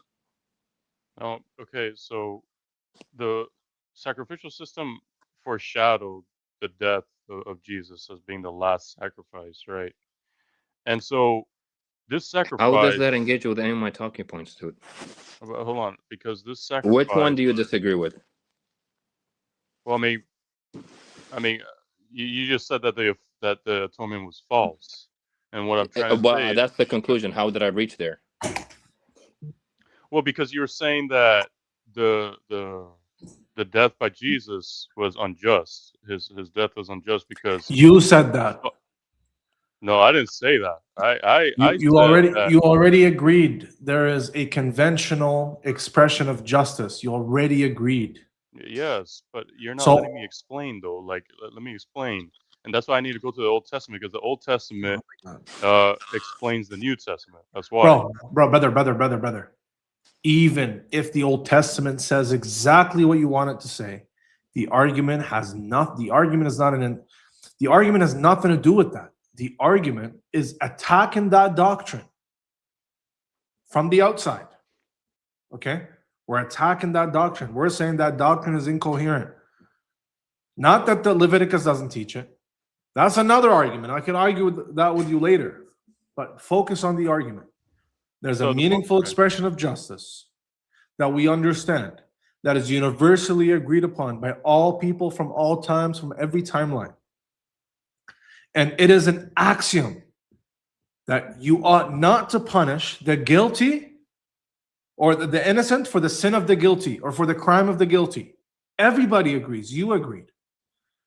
When Kim Jong-un does it, it's unjust. When I do it, it's unjust. When anybody does it, it's unjust. So when God does it, is it still unjust? No, I mean, it's okay. So then he's not expressing justice meaningfully. Exactly. And the errors in this doctrine is that it attributed justice to an unjust being, or actually that it used justice erroneously. We do not expect God to mess up on the notion of justice. We do not expect that. That's Imagine me telling you a PhD mathematician messed up on 1 + 1 = 2. A maximally omnibenevolent great being does not mess up on what makes it omnibenevolent, which is justice, mercy, kindness, so on and so forth. Does not. As unexpected it is for a PhD mathematician to mess up 1 + 1 = 2, it's even more unexpected for a maximally great being to mess up a notion of justice that is essentially attributed with. Right. So you brought up the substitutionary atonement, and these theories were actually made by the early church fathers. I mean, I read a little bit of the seven atonement theories. I know there's the ransom theory, there's the judicial theory. I don't know. There's like seven theories, and so I've read a little bit on these theories. Um, and sure, one could say there's the penal substitution, which actually the other theories kind of like support that the penal substitution, but I haven't actually really read into the penal substitution. I'm just by going by what you just told me, and so it sounds, logical to my ears. But other than that, though, we have, I have an eternal rest by putting my faith in Christ, right? Like, I don't work my way to get into heaven. That's the point of Christ coming, right? So, and that's the point of me putting my faith in Him, that I don't need to do anything to get to heaven, right? He already did everything. Yeah, He, that so sounds like beautiful poetry, brother, but it's not actually addressing the argument, right? no, okay, but like for example, what like what do you need to do, right? Cut the Like, pretty talk, cut the sweet talk, please. What talking point do you disagree with? Repeat it. Say, no, Vienna, this is where you got it wrong, and tell me why, please. I mean, I don't know, man. It's just, like I understand that it looks unjust. It looks unjust that Jesus, who was sinless, died on the cross, right? It looks unjust, right? But this was part of God's plan because He knew from eternity past. Being unjust is part of God's plan. No. So you Being the just said, sacrifice for the world is God's plan. and that is And unjust. that, by extension, includes him being unjust. He's doing an unjust act. No, because again, He bore the sins of the world. Okay. How about this, Yeshua? Okay. Did God need to sacrifice Himself? Was it necessary for Him? Well, to judge sin, yeah. To Okay. judge sin. Okay, That's why He beautiful. came in the flesh. Beautiful. Okay. So God can't forgive without sacrifice? Well, I mean, so here's the thing. He can forgive without sacrifice, but then He needs to do something with sin, right? He's holy, so He needs to judge it, right? Sorry. What does it mean to forgive? Yeah, just, to blot out transgressions, right? Okay, exactly. The sin Right. is not there anymore. He forgave it. Right. All right. So then He can forgive without sacrifice? Yeah. I mean, He can. Yeah, Okay. because the Old Testament saints were forgiven, and Jesus didn't die. Beautiful. Not just the Old Testament saints. Everybody was forgiven before. Yeah. As a matter of Exactly. fact, Jesus forgave sins in His lifetime. So Yeah, now, exactly. Yeah, those who had faith in Him. Yeah. So then He doesn't need to die. Then. I don't know. I mean, when you put it like that, like, Could God have forgiven people just via repentance, like He did in the Old Testament?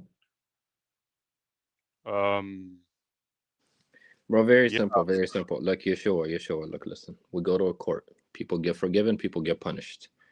Never, if that is possible for us, it's possible for God. Okay? And Jesus says it in the Lord's Prayer. Forgive us our transgressions or trespasses, just as we forgive those who trespass against us. God forgives the same way we forgive. And we don't forgive by requiring blood sacrifices. But here's my point. If God clearly could forgive without sacrifice, without blood, then him sacrificing himself, dying on the cross, becomes unnecessary and absurd. Okay, It's so like, yeah. let me just give you an Yeah, yeah. example so you could think about this. If I do something against my mom, I upset her, I sin against her, and I really want her to forgive me. But she says, you need to first repent. And alongside repentance, I'm gonna saw off my right hand for you to show you that you're forgiven. Is that necessary or is that absurd? It's like you didn't need to do that. You could have just forgiven me without it. Oh yeah, I mean, yeah, that would be absurd. But in the context of Jesus's death, I believe he did it for the sealing of the Holy Spirit. What the heck does that mean? So the sealing of the Holy, so the Old Testament saints, they didn't have the Holy Spirit in them. They were promised eternal life just simply by faith in Christ and the promised seed of the woman. There's in Genesis there's 3:15. just no evidence. Hold on. All of that is later Christian dogma being back projected into the Old Testament. Well, I mean, That's question begging. Well, it's clearly mentioned in Genesis 15:6 that Abraham was counted as righteousness by his faith alone. Not just by his faith alone, because his faith included works. Up until then, Abraham Okay, literally now we're getting into a different yeah, topic. up until okay. but again, you're being like Paul right Look, now, misquoting no. verses. Relax. Hold on. We don't No, have to I'm go not. there. It's not an insult. I'm serious. Paul used that verse in Romans to try to justify that grace is attained by faith, but it's misquoted because Abraham, till that point, didn't just believe. Abraham literally moved, left everything, went against his family for God. He proved it was his action. It was his faith that manifested into his actions. So the faith there that counted to him as righteousness is not free of what he did. Okay, so obviously, again, we're getting into a different topic. I could definitely break it down easily, but what I was saying before, we got into the conversation is that the Old Testament saints, they weren't sealed by the Holy Spirit because God hadn't died yet in the flesh. That's a New Testament doctrine. Oh, okay. Again, There's no such thing as sealing of the Holy Spirit when God dies. You don't find that in the Hebrew Bible. Well, I believe there's an Isaiah. We're going way off topic. Yeshua. I brought you multiple talking points. Either engage with them directly, say Vienna, reiterate one, and say Vienna, you're wrong here. Reiterate one of them. Okay. There is this conventional usage of justice, and we know that's not to punish the innocent, especially not at the hands of the others who are guilty. And we know that it's applied onto Jesus because Jesus is innocent, never did a sin, and he bore every single sin that there is. Yeah. And this would match the conventional usage of unjust or injustice. The same way we would say a dictator is unjust for doing such an action, we must say that for God, or quote unquote God, because it's even a more radical scale to be consistent. So the two issues are we're attributing a being with justice, even though his actions are demonstrably unjust, and that a maximally great being wouldn't get the notion of justice wrong. He called that justice. Either he's ignorant or he's a liar. Right. So Last time, don't give me poetry. Reiterate one of my talking points, engage directly, because you took too much time. I understand that you're doing an analogy with humans and with God. I understand what you're doing. And again, it sounds logical. It does sound logical. I'm not gonna lie, but we have to understand that not only is God supremely holy, right, and then obviously, again, he came to save sinners because that's what Jesus says. That he came to save sinners, not the righteous, but the unrighteous. He came to save the unrighteous. Sure, you're not responding. You're just hold not on. responding, man. So, what this sacrifice entailed was to give us a glorified body when It we go to doesn't heaven. matter what brother. And It so, can give you a glorified body. It can make you Move fly. somebody up for the meantime. It can make you fly. It can make you hallucinate. I don't care what it. I don't think, bro. I don't think you're getting it. We're saying there is a prior meaningful expression of justice that we understand, that we all know inherently, innately. We expect the maximally great being to know that, to express it meaningfully. If he doesn't, then we have good reason to think he's either ignorant or he just doesn't exist. You get it? Because it's unjust. You say, oh, you're comparing humans to God, and because Jesus died, it tickles me and I get a glorified body. Well, it doesn't matter, dude. You're not addressing the argument. For example, if God commanded you to go and unalive an innocent grandma, would that be good?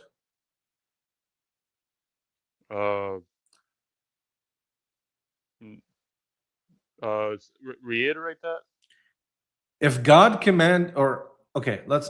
if I told you go unalive that innocent grandma, it's good to do so. Would that be a meaningful expression of goodness? Yes. To unalive an innocent grandma? Unalive meaning? To kill her. Okay, no.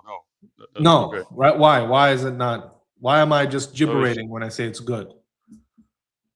Well, I mean, for you and your subjective morality, it would be good, but I mean, it depends on people's subjective morality. But I'm talking doesn't matter what I think. Taking too much time. It doesn't matter what I think. If I say it's good, is that meaningful? It's yes. Yeshua. Okay. Have a great day, man.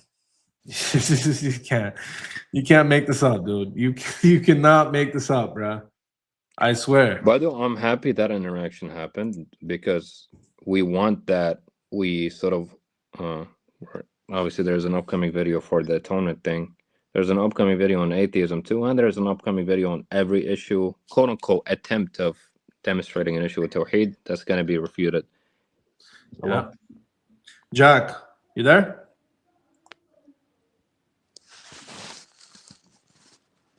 Jackie. Jack.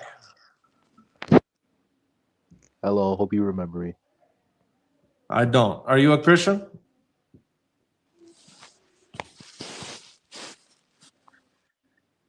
Oh my God, bro. Hello, are you a Christian? Hello? Hey. Are you a Christian? Yeah, I'm a inquirer All to right. Christianity. On my way to becoming a Christian, yeah. All right. Do you think the Trinity is one God?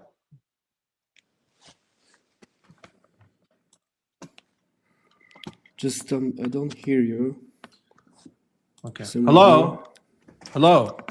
I don't hear you on StreamYard. Okay, do you want to join back? Join back.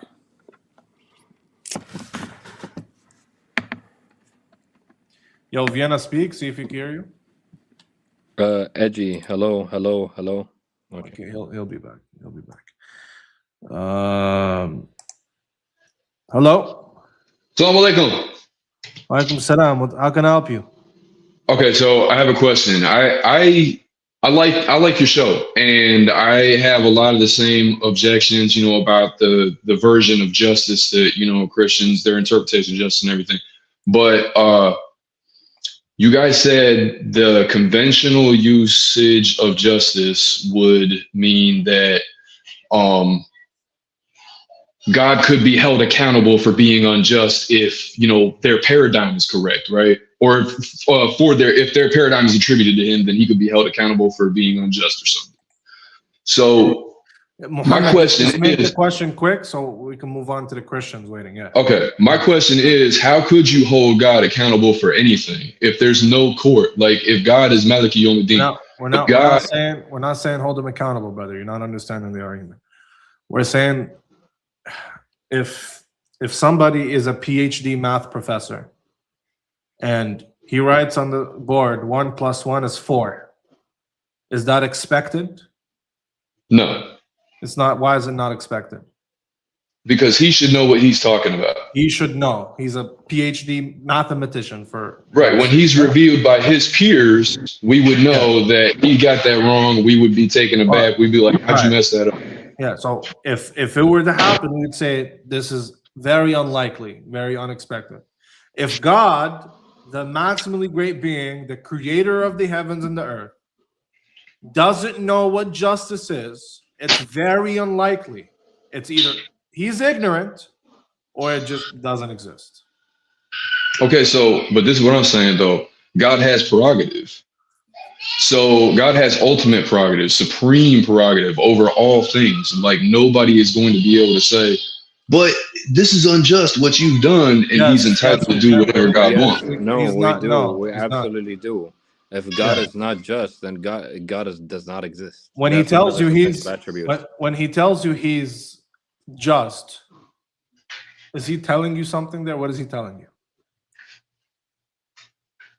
I would say that if God is saying that God is just, then what God decides is right. It is just, whether we understand it or not. Then it's meaningless. Then he's not telling us anything. If Well, he's it's telling about us, asserting his lordship and his right over the universe. if he's saying he's just, but justice is what he decides, then to say he's just becomes meaningless.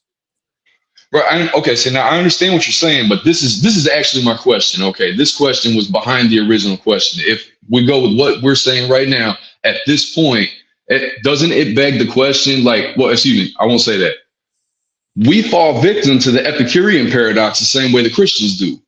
Christianity is completely obliterated by the Epicurean paradox. Why would God allow something bad to happen to good people and so forth and whatnot? We don't. But if we hold God accountable, there's a very simple explanation there. Okay. Yeah. So you're saying, Vienna, do you actually, because we were going to address this anyway, Vienna, you want to just break that down quickly? Okay. Quickly though, so because we got to move on. Yeah, just break it down quick. Okay, what is the question asked? He's talking about problem of evil, bro. Problem of evil. He's saying that. By the way, if I cut off, just text me real quick if I cut off. Yeah, So he's problem of evil. Yeah. Okay, which form though? Address both. Address both. Just quickly address both. Okay, look, basically, evidential's problem of evil is going to say, for example, like we sort of see these instances of like tsunamis hitting kids, for example, that is gratuitous and so on and so forth. Like, why did it happen? It seems arbitrary. That could have been avoidable. And basically, the response to that would be a form of skeptical theism, but not that exactly, because I don't believe it's dignified enough. And basically, what that tries to say is that, yes, there are these actions that we seemingly cannot explain, but in this instance, and these are local, by the way, this is not global. So it's not that analogous to the justice example, because the justice example like is global. In this instance, it's local. We're just picking out one or two instances. Even if someone is incapable to say, if somebody is incapable to say, okay, yeah, the tsunami not hitting the child, why didn't that happen rather than not? You can just say there is wisdom behind it that we don't know. This is not arbitrary, and for good reason. And why that is not arbitrary, because you have more reason to believe in the statement God is wise rather than not. In the same way, I'll give you a very intuitive example. Imagine I said, yeah, Muhammad, your best friend did a heinous crime, and your best friend your entire life, you'd know him for nothing of that sort. You would put doubt on it, even though you're not acquainted with it or not acquainted with what happened, you'd already put doubt on it. That's the analogy here.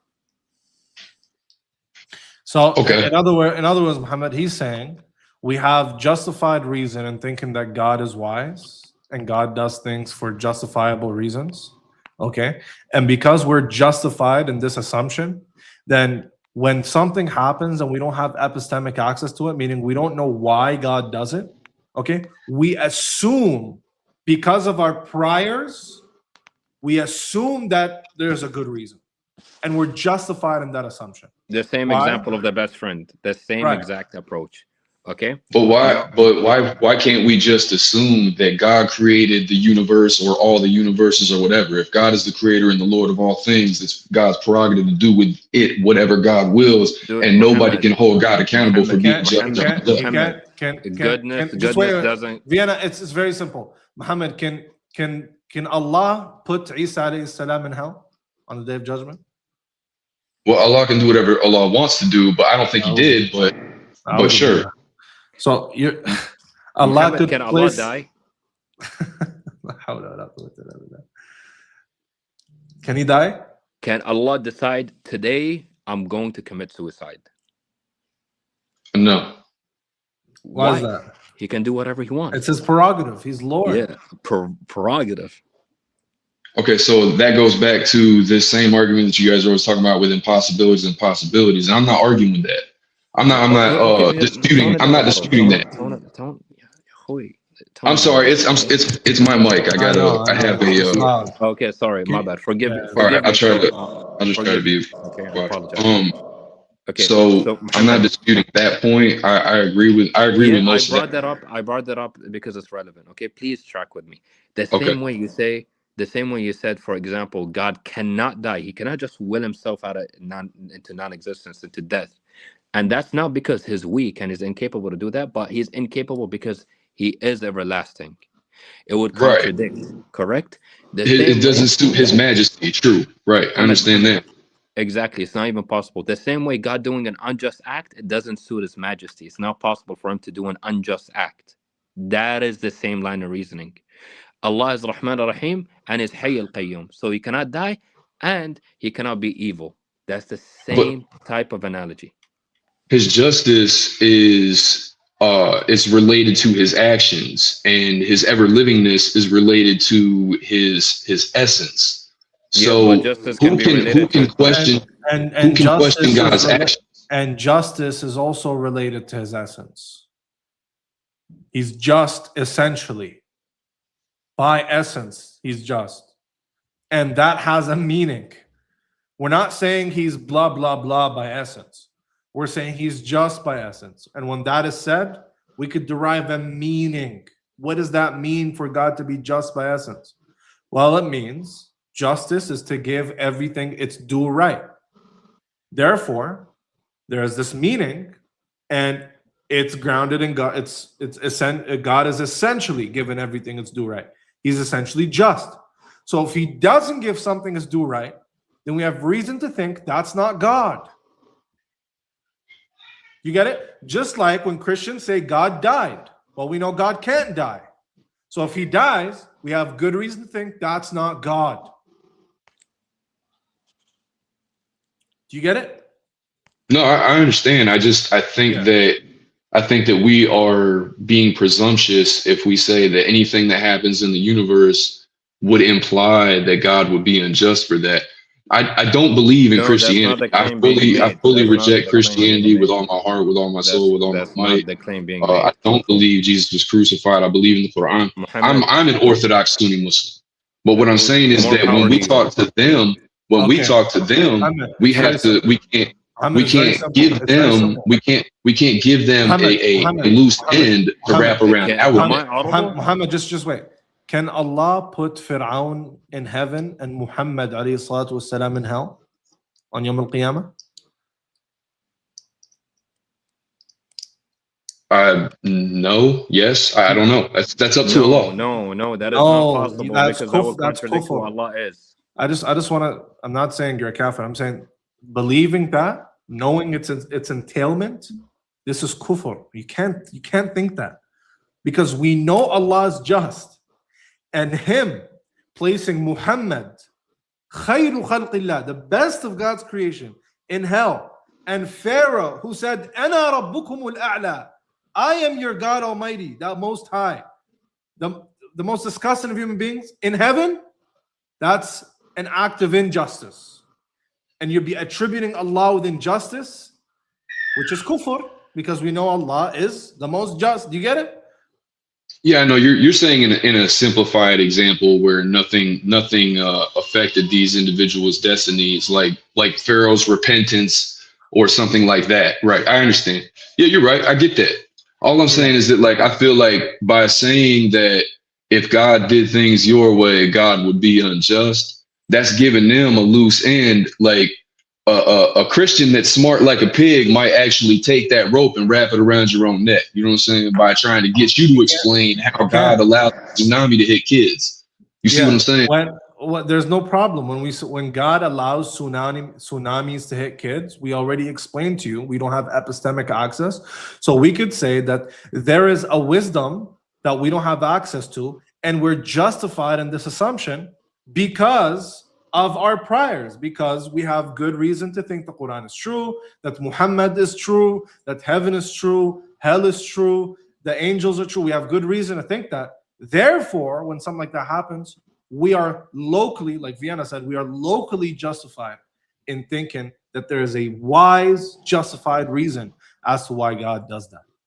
Right, Muhammad, one extra point is that look, the difference is the Christian says, yes, an innocent person bore the sins. We do not say that. We do not say that. Even if there is epistemic, even if there's epistemic limits, we do not say that. Okay, thank you for having me. I'm good. No worries, Muhammad. If you can come again, inshallah, okay? If you wanna, we can talk Inshallah. about this more. Thank you for coming. Assalamu alaikum. All right, Edgilo, go ahead. Sorry about that. Yo, Yeah, go ahead. you ready, guys? Yes. Are you a Trinitarian? Yeah, again, the same thing. I don't now I suddenly I don't hear. Hello? Bring somebody else up. My goodness, dude. Don't worry about You want to talk to Block Boy Vienna? All right, sure. But if I get disconnected, let me know quick because I got you. yeah. Go ahead. Yo, so yeah, I was scrolling through YouTube and I saw Mr. Libiano's topic. Why do Christians worship three gods? Whatever nonsense. Okay, so what's your epistemic justification for saying that Trinitarians or Christians believe in three gods? What's the evidence? Epistemic justification? No, it's just an argument that says our Christians performatively commit to the fact. Sorry, excuse me. Commit to the fact that there exists exactly one God, monotheism. Commit to the fact that the Father is God, the Son is God, and the Father is not the Son. Therefore, you get two gods, which contradicts monotheism, which they affirm. So performatively, it isn't concerned. So your claim went from Christians believe in three gods, according to Libiano's topic, to now Christians believe in two gods because the You're Father is very distinct from the smart. Son. You're very smart. Okay, let's add the Spirit into the equation. The Spirit is not the Father or the Son. Ergo, three gods. Okay, so that already tells me a lot. Good job. But okay, listen, so so really, calm down.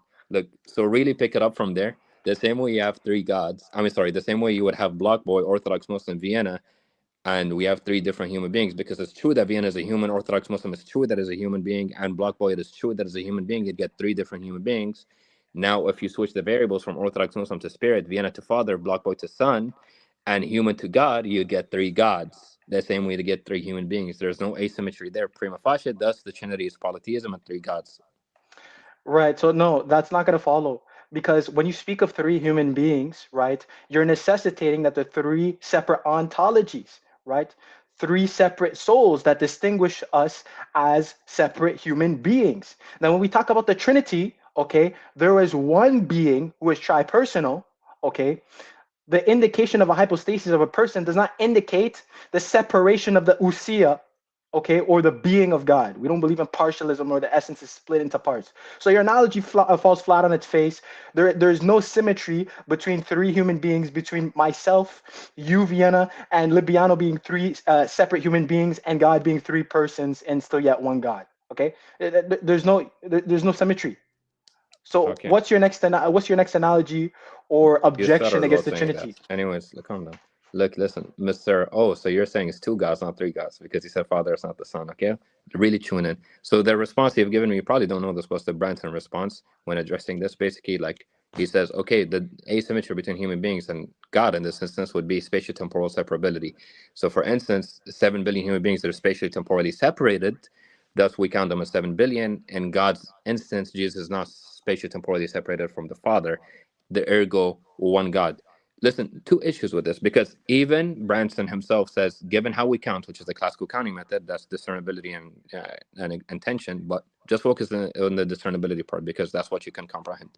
Okay, discernibility just means distinct. Okay, so even Branson admits that with the classical counting method, you'd get 3 gods. That is number one. Okay, so that's already proven because you deviated from the classical counting method, and I can give arguments for the classical counting method, but let's put that on the side now. Branson's issue too is that it's internally inconsistent. It's not really a fix because if separability is the prerequisite to counting differently, then we'd count one person because Jesus is not separate from the Father. If you appeal to discernibility and say one's begotten and unbegotten, then that's appealing to discernibility, which is not sufficient.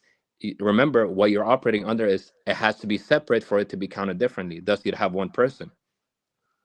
So I've given you 2 issues right there. Come on, take off.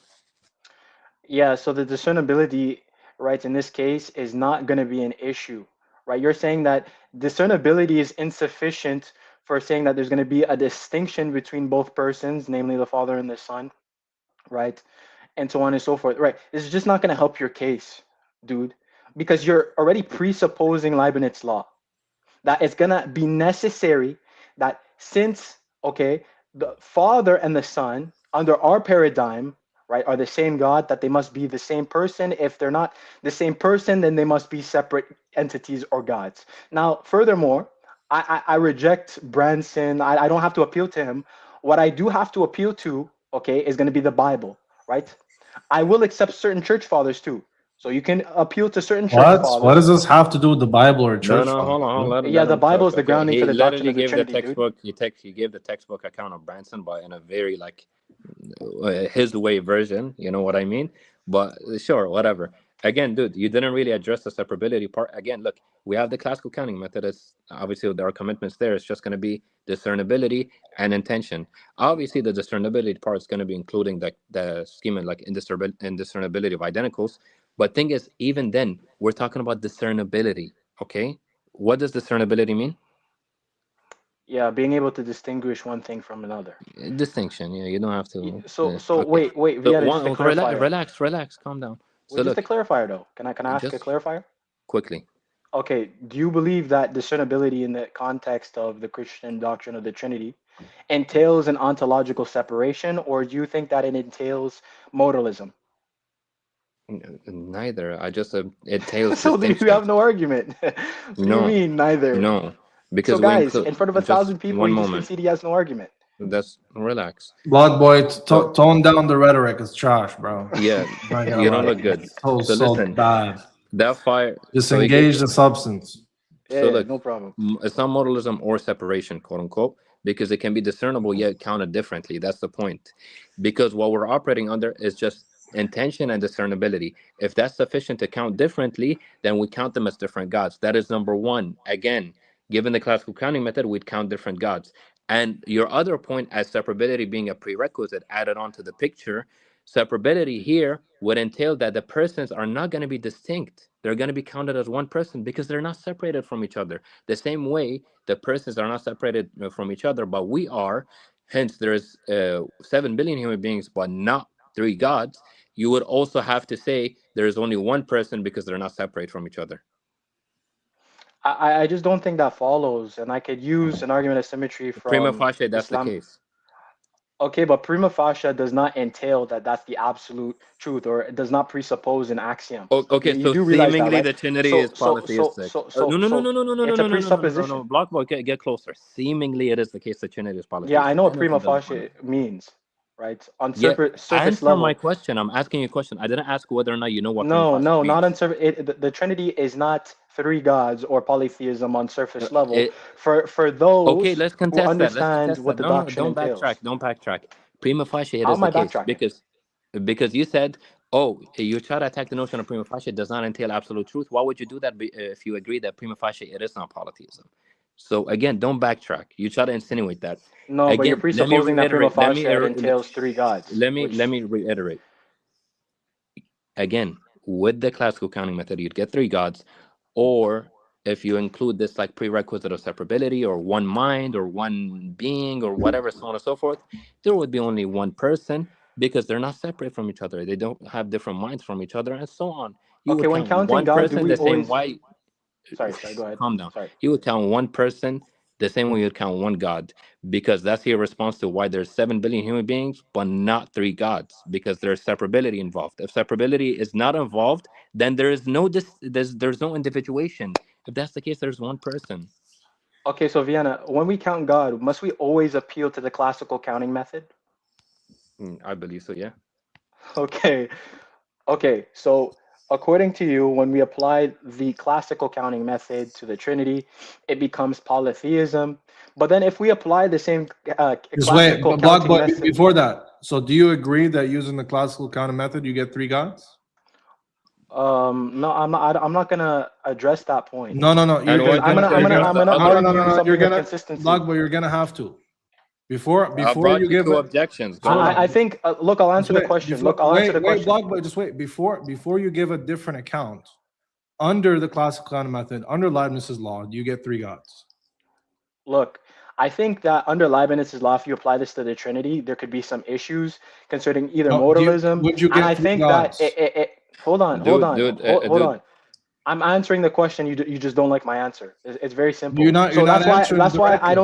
don't think applying the classical counting method in the case of the Trinity is going to work. I think it's going to become inconsistent and Okay, incoherent. if you were, would you count three gods? Hold on. However, if you apply the same classical counting method to Allah, you're going to end up with 99 gods. So thank you very much. So you're a we'll get to polytheist that. now. We'll get to that. No problem. But Block Boy, if you were to count God using the CCM, would you get three gods? Listen, dude, I think it would result in modalism. I think it would result in some sort of No, there's aquinistic discernibility involved. It would inconsistency. not result in There's modalism. discernibility when you're counting. Hold on, there When you is apply the discernibility. It's CCM, not going to result in modalism. Why are you lying? exactly. Modalism is lack of discernibility. So he doesn't want to answer. So Block Boy, before you give a different account, would you get three gods under the CCM? Under the classical counting method, if you were to push that sort of narrative, right, I think there would be complications, and someone could come to One of those conclusion. complications You're yapping. Hold on. Someone could come to the conclusion. Not someone. If you were to use the classical counting method, how we Yeah, but usually we reject the count classical using- counting method. All right, but if we were to use it, if I were, for example, to count gods, Yeah, in the Trinity hypothetically, you can come using to the that conclusion, CCM, but we reject the classical counting method. Just listen to the question. Block Boy, if you counted the gods by the CCM, would you count three gods? I just answered your question. I don't think You you're didn't. tracking. Would I you answered your Block question. Boy? Would you Block Boy count three gods under the CCM? No, classical counting method, it would be reduced to modalism at best. That's why I don't use it. No, it would be polytheism because there's discernibility from between the persons. Once we No, but you're collapsing. Look, CCM implies Leibniz law. Leibniz law implies that if Block two Boy, entities what share are- all the same properties, that those two Block Boy, entities are what numerically are the identical. two? Block Boy, what are the two axioms when counting? Oh my days. The CCM. So are you gonna reject? Just tell me, what are the two axioms when you count? Why don't you tell me what the two axioms are? So you don't know, right? So you don't know, but you're So answering this is what questions Viviano pertaining is to doing. CCM. He's appealing to ignorance to I'm say that he I'm doesn't not know what he's appealing saying. to ignorant. I'm just saying that's why you're making a grave mistake of saying, "Oh, it results in modalism," but it doesn't. It can't. Why? Because the first axiom is discernibility. The second axiom is counting within a class. Okay, when you have both of these Or present, type or kind. or a type of kind, exactly. When you have both of these present, you count multiple things of that type. All right, you can't possibly get modalism because one of the axioms is discernibility. What you're saying that types and tokens are gonna now apply in Leibniz law? No. But he's talking about types Dude, and you're categories. yapping. No, shit, bro. Yo, needs it. Listen, look. What he's talking about was concept relativity or intentional constraint. Okay, that's what he's talking about. Intention there. Intention with an S. Okay, and I know you thought about it with a T. Counting. Okay, it's basically gonna to really dumb it down for you. Okay, Mr. Oh, you're not claiming three gods. You're claiming two gods. Okay. Counting, what is being said there is counting is never performed simplicator. It's always relative to a type, kind, or concept T. So whenever we have some unit, whatever it is, it's going to be counted as a T. So it must satisfy the relevant intentional predicates associated with T. So So categories entail ontological no, I'm not distinctions in this done. case. I'm not done. Needs it. Let's Listen, clarify. counting humans. So It's for nice example, it, bro. counting humans. Yeah, he doesn't know. Counting humans requires that each counted unit must instantiate the concept human. Counting dog must require each counted unit to instantiate the concept dog. Only such units are going to be included in this schema. So this is what Libiano was speaking of. He had no idea what it was about, and the other one was talking about discernibility. Discernibility is like it's self-evident. Okay. Okay, so And can I even a respond? person like you knows it. Back to the question now. Now that we established the two axioms for the CCM, under those axioms, when you count, if you were to count gods in the Trinity, would you count 3 gods? No, like I said before, it would result in modalism. That's why we don't No, it affirm would the classical not. counting method in Leibniz Listen. law. And the reason for that is that the identity of indiscernibles applies. That the identity No, it's this is indiscernibility of the identicals. thesis You have that no there idea what cannot you're be a talking numerical about. difference without extra numerical. Okay, look. It Extra says that numerical? that is, there cannot be Identity two of objects discernibles, that man. differ only numerically.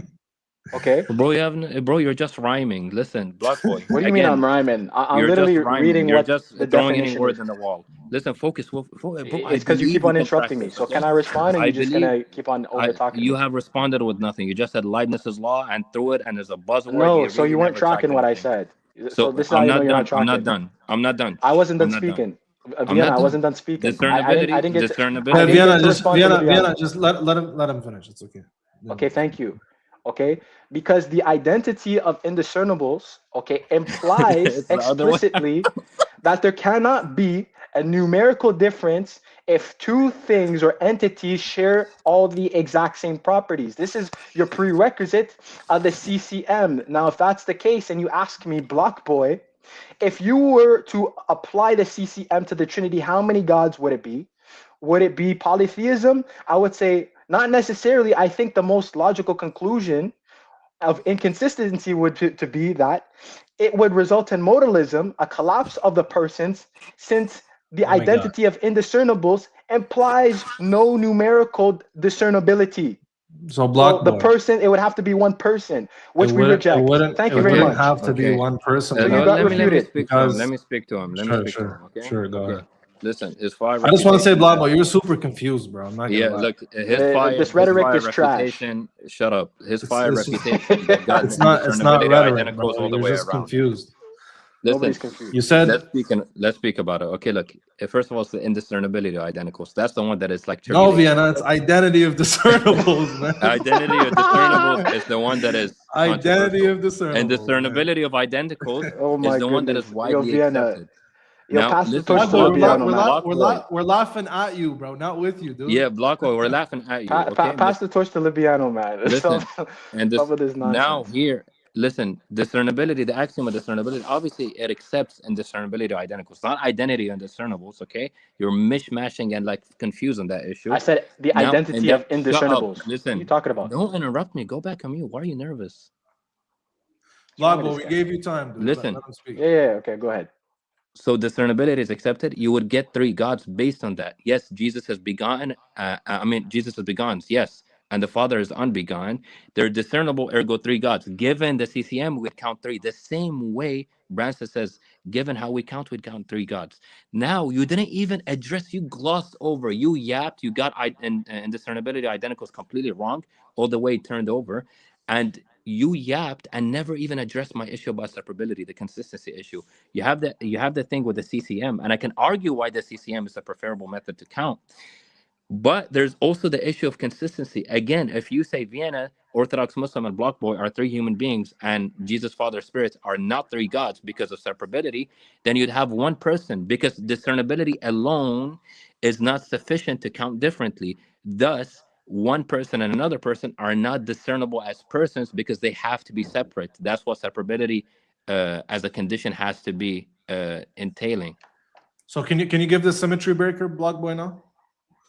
Yeah, so I already answered him. No, Okay, you when didn't. he's yeah, No, yeah, I you did. never address the separability point. Yeah, so when you were talking about Branson, I told you I reject what Branson is saying, specifically what you He quoted, literally says what you're and I saying, and I bro. Just respond. appealed to scripture and church fathers. I said, if you want They to make got a it wrong valid if they said argument, that.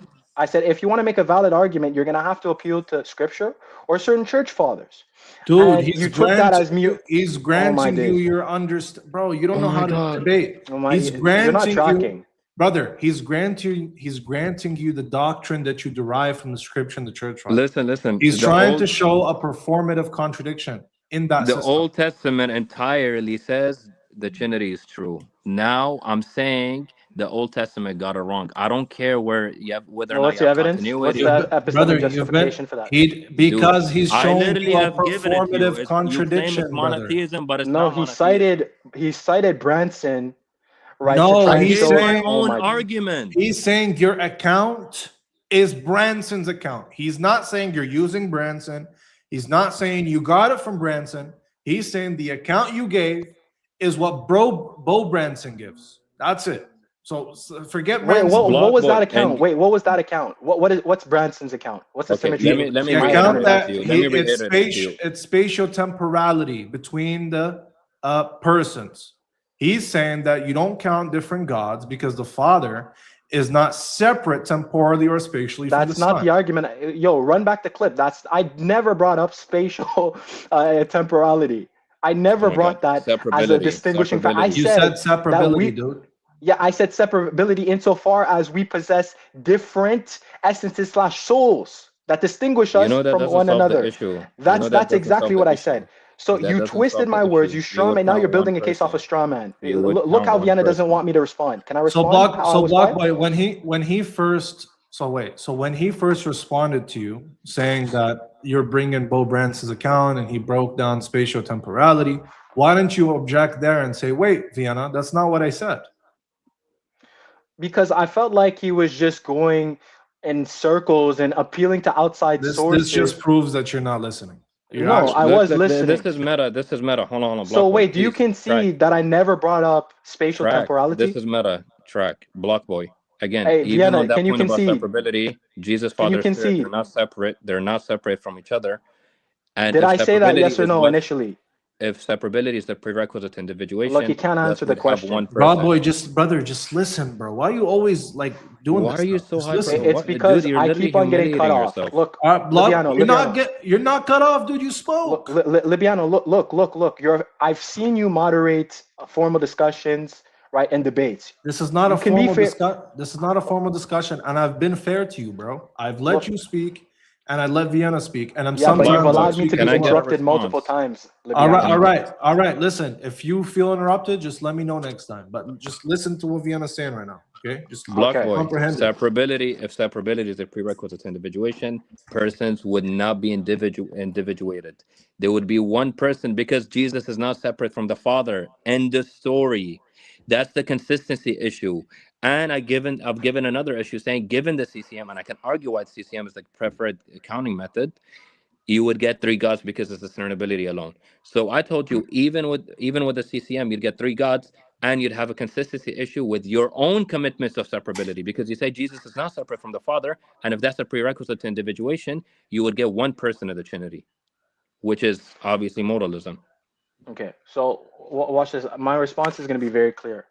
When I say there's a distinction, right, and non-separability between Jesus and the Father, for example, okay, the non-separability is going to be denoting the essence.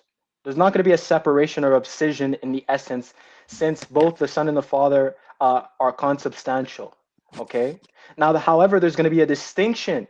There's going to be paternity to filiation. Okay, and how the Father relates to the Son and the Son relates to the Father. Okay, so what you're doing here is you're trying to conflate these categories and say that according to your line of reasoning and your argument, right, it's going to lead to ontological separability, right? And you're trying to lead it down to the case that this is going to necessitate polytheism, which is going to be a gross blunder. It's going to be a horrible blunder. Blockboy, with all due respect, you didn't address what he said. No, you did not address that at all. Okay, so how did I not just address what he said? All you said, Blockboy, is oh, there's a distinction between person and being, and they're distinct in their personhood, but they're not distinct ontologically because they're consubstantial. Okay, you're not addressing the argument though. He's telling Yeah, you. his argument is that Let me repeat the a argument for the fifth separation. No, time. no, no. Let me I heard your argument. let Your me. argument is that a separation Okay, in this it's my case is going turn to to speak. necessitate Just let him a speak. Relax. Don't separation be of nervous. polytheism. Don't be Let him nervous. speak. Let him speak. It's his turn. Block boy. Go ahead. Listen, again, you did not address that. I did not say that. I did not say that if separability is a prerequisite to individuation, therefore separation is going to occur. That's not what I'm saying at all. I'm saying if separability is a prerequisite to individuation, you'd have one person of the Trinity, because separability is what no, individuation needs separability to occur.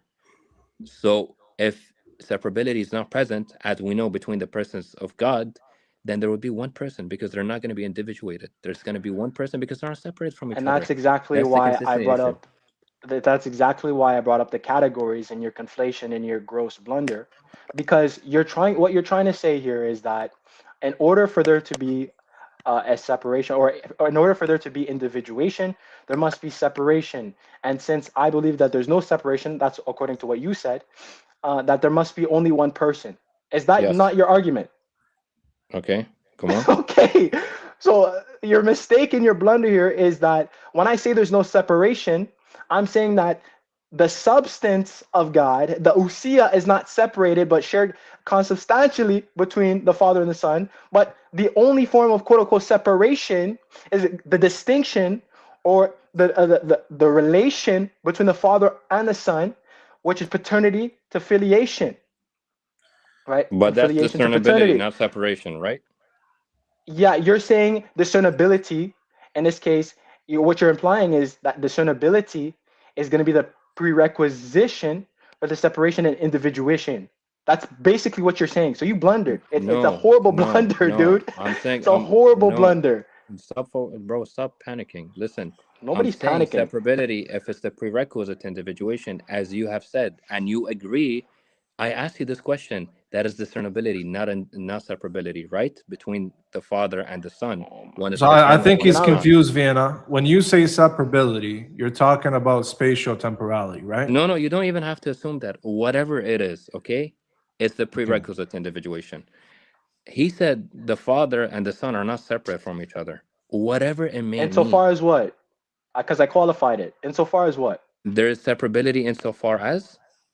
No, I said What there's is the no difference between separability insofar discernibility? as Hold on, what? hold on, hold on. So you're Hold not on. answering the question. Block. What is the difference between separability and discernibility? No, no. So why are you burden shifting? I asked you a clarifier question as to your explanation of what the conversation was. It's your I own asked you relevant insofar of what. commitments. One moment.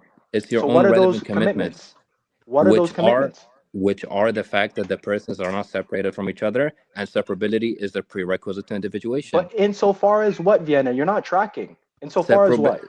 and so, dude, separability it makes a mapped out claim. If Oh two my things are goodness. separable, then they are separable. Oh It's my. trivially So true. so you really were not tracking.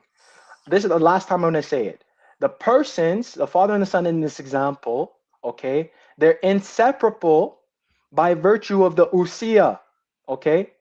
But if you want to invoke a type of separability, which in this case is going to be a distinction, then I gave you, okay, the relation of paternity to filiation, okay, and the distinction or relation of the Father to the Son to the Father, okay? This is how I qualified it.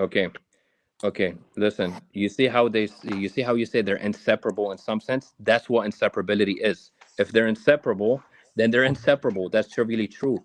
Here, you said if they're separable in the type of distinction. No, that's not what's being said there. I'm not saying they're just discernible, therefore they're three gods, because your commitment, well, the classical counting method is going to entail that. Okay, you did not adjust it either.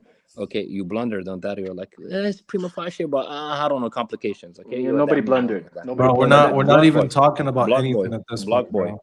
Gotta block get the boy. conversation. At that, when you said the point of this, can you hear me? Yeah, I can hear you. Yeah, when you said at the point of separability there, I told you separability here is going to be something discerned from discernibility alone. Okay, and you said separability is going to be, and so they're inseparable insofar as sharing the same essence. Okay, the persons, they're inseparable by sharing the same essence, right? Yes, but discernible and hypostatic properties and relations. Yes, but discernibility is not sufficient for individuation, correct?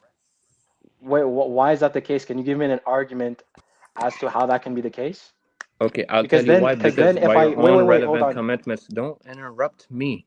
Oh my By days. your own relevant commitments, because I told you the example of Orthodox Muslim Vienna Block Boy, switch the variables, was the asymmetry.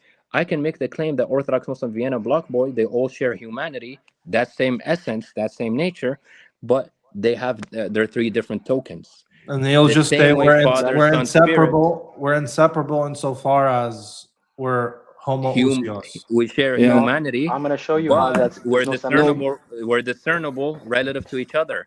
So you have not given an asymmetry. That's the point. I'll show you. I'll show Can I you the. jump in? I have an answer for that. One Wait, second, hold Edgy. on, hold One on, moment. because I have the ultimate defeater to what you just posited with human nature. Okay, the human nature, okay, is gonna fall under the genus.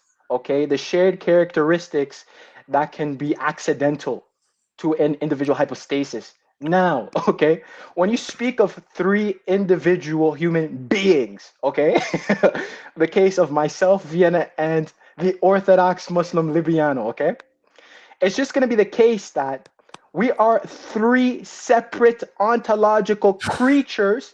This is not going to be symmetrical with God because, again, the divine What does nature or the separability or, denote? or the What's usia Block Boy? is What's not the asymmetry, Block or Boy? the You're just saying yes, that the What does asymmetry. separability The denote? asymmetry is that God's essence is not going to be instantiated like particulars.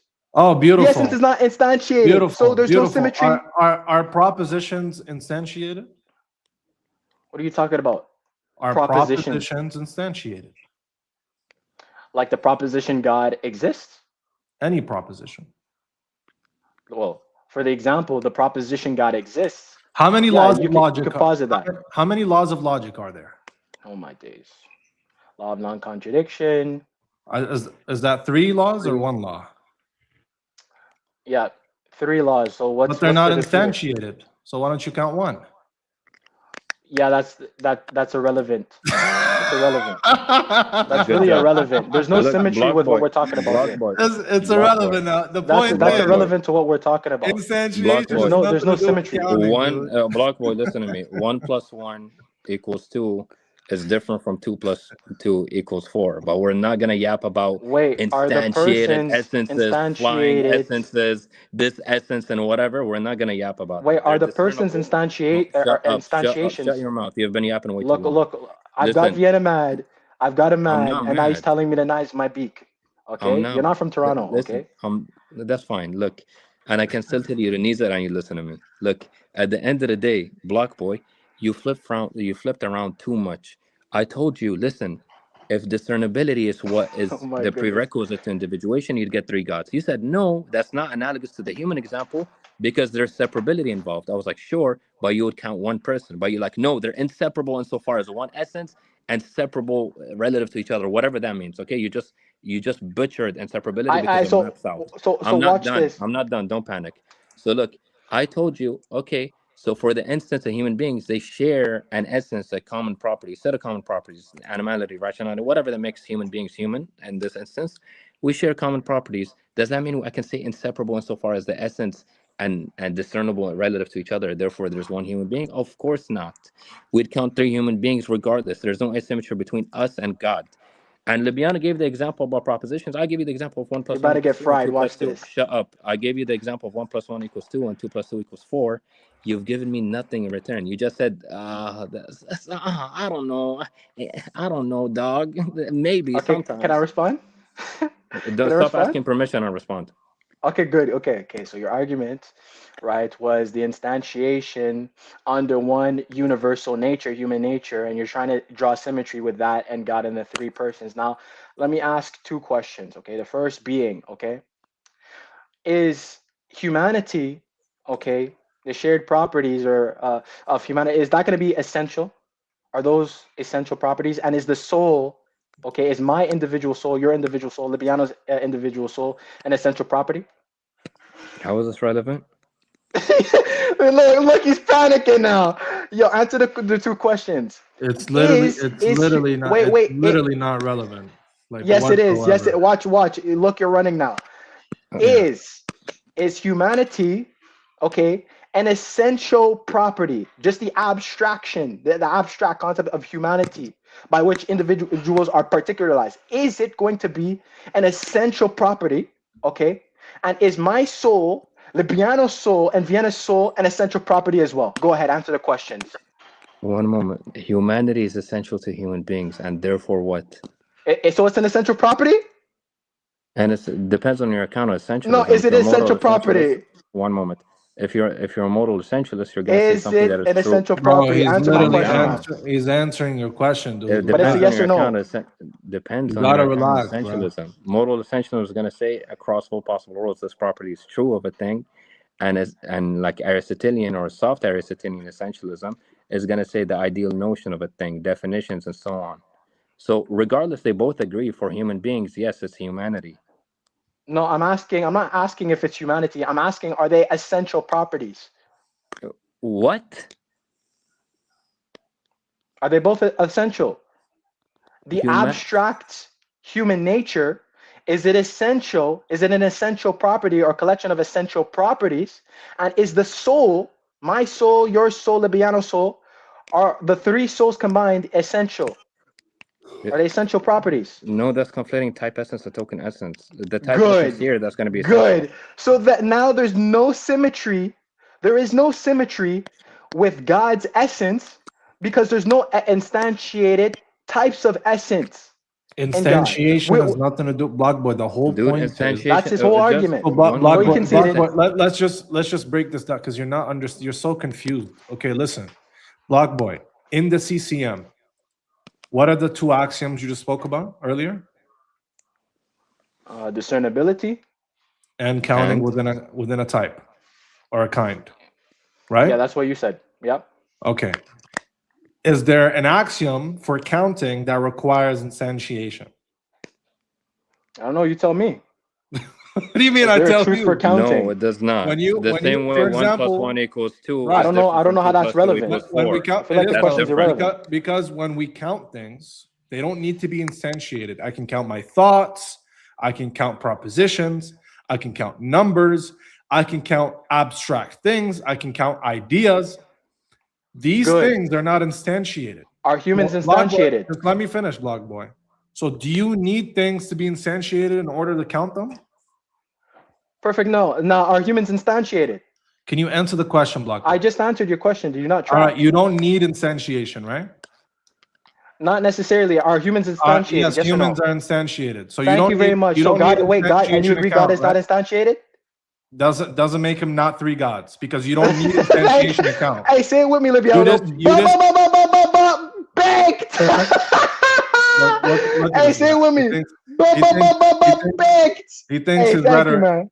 Thank you, man. You just baked yourself in front of 1,000 people. So Block Boy, In front of 1,000 people, you baked yourself. Thank you. So he just ran away. He just ran away. So look, So Block Boy has told us. 1 sec. For those of you who just didn't understand what just happened, we asked him the symmetry breaker between how you count many humans and how you count many gods. He said, well, humans are instantiated and gods are not instantiated. But then he just told us that when you count things, you don't count things based on instantiation. That's not taken into account because you can count many propositions. You can count ideas. You can count universals. You can count laws, right? So when he knew he got caught, he started manifesting, and he ran away. So hold on. That's funny. I'll take you through. So hey, what's the asymmetry between human beings and God? Separability. Okay, if it's separability, there's one person. Inseparable insofar as. Okay, so they're partially separable. That's what he's trying to say. But that same line of reasoning can be applied onto human beings because we share humanity. Oh, humanity is instantiated. Okay, 1 + 1 = 2, 2 + 2 = 4 are two different statements. They're discernible. We consider them as two different statements. Numbers, logic, whatever you want to say. They're not instantiated. They have no anti-commitment there. Yeah. So what goes on there? Exactly. Yeah, he ran, bro. He knew he was gonna get exposed. Anyway, David, hello. Hey, how's it going? It's going, man. What's up? How can we help you? I guess I had a couple questions about your proposition that the Trinity is three gods. So, Yeah, what about it? can you just walk me through in like 10 seconds how you come to that conclusion? Like, where do you see that it's stated that there's three gods? Yeah, so by the Let me way we walk him usually through. Or just wait, just I want to hear. I'll just break it down quickly. Okay. So by the way we usually count things, we take two things into consideration: Using the CCM? discernibility, which means just distinction, and counting within a type or a class of things. Okay. Okay. So if there's three Fs, or if there's three Gs, and each G is F-ish, we would say there's three Fs. Okay. Well, So right, there's because you're saying. Sorry, may I? You're I'm saying just three gonna fish land. is I'm just three gonna land. fish, No, fish. What not fish? three fishes, one dinner. Does that Yeah. make sense? Yeah. So I'm saying when we have three Gs that are predicated with Fness or that are Well, one G, F-ish. one G. Sorry, What? one G. You have three persons, not one person, right? Right. So that's All what right, I'm so- saying. You have so three that- so fish, but one dinner. Just you have listen, dude. three Just- persons. Dude, one G. just Where listen. did dinner come from? I don't know what the heck you're talking about. So I'm when you just have trying to three, all right, so understand. try harder. If you have three Gs and each G has Fness, how many Fs are there? Would be three. Three Fs. Beautiful. You have three persons. So each person, stop. You have three persons. Each person has the property God. How many gods do you have? using that logic, which I don't think is correct, I would say three. Three gods. So the issue Okay, that why I is it not have. correct? Why is it not Wait, correct? wait. Hang on 1 second. All right. So is the issue of one God, three persons an issue in your mind of you being able to have a plurality and singularity? That's the problem with the Trinity. There is Okay, all right. the problem of the So- one and the many. That's right. So Got it, man. I have a. Can I just call you Orthodox Muslim, or you want a name or something? Yeah, you can call me that. It's fine. All right. So Orthodox Muslim, do you have a body? Yeah, I have a body that's a part of my composite being. Yep. Right. Oh. Okay. Great. So your body has some sort of weird nature thing to it, or whatever. Do you have it's a part of me? Orthodox Muslim? Do you have a mind? Yeah, that's another part of me. Okay. So another part of your being, right? My composite being. So that's right. is your body your mind, No, they're distinct. and is your mind your body? No, they're distinct parts. Okay. And so you believe in Allah, right? And so I you believe in believe Allah. you have a spirit, right? I have a spirit. So Orthodox Muslim, you have a body. You And I have a mind and a spirit. and you have a spirit. That's the right. spirit is not the body. The spirit is not the mind. Yep. You see what? And you all said that they're one being. Yep. One So composite being you made of have parts. three. Do you mind if I say natures? It depends on what you mean by that.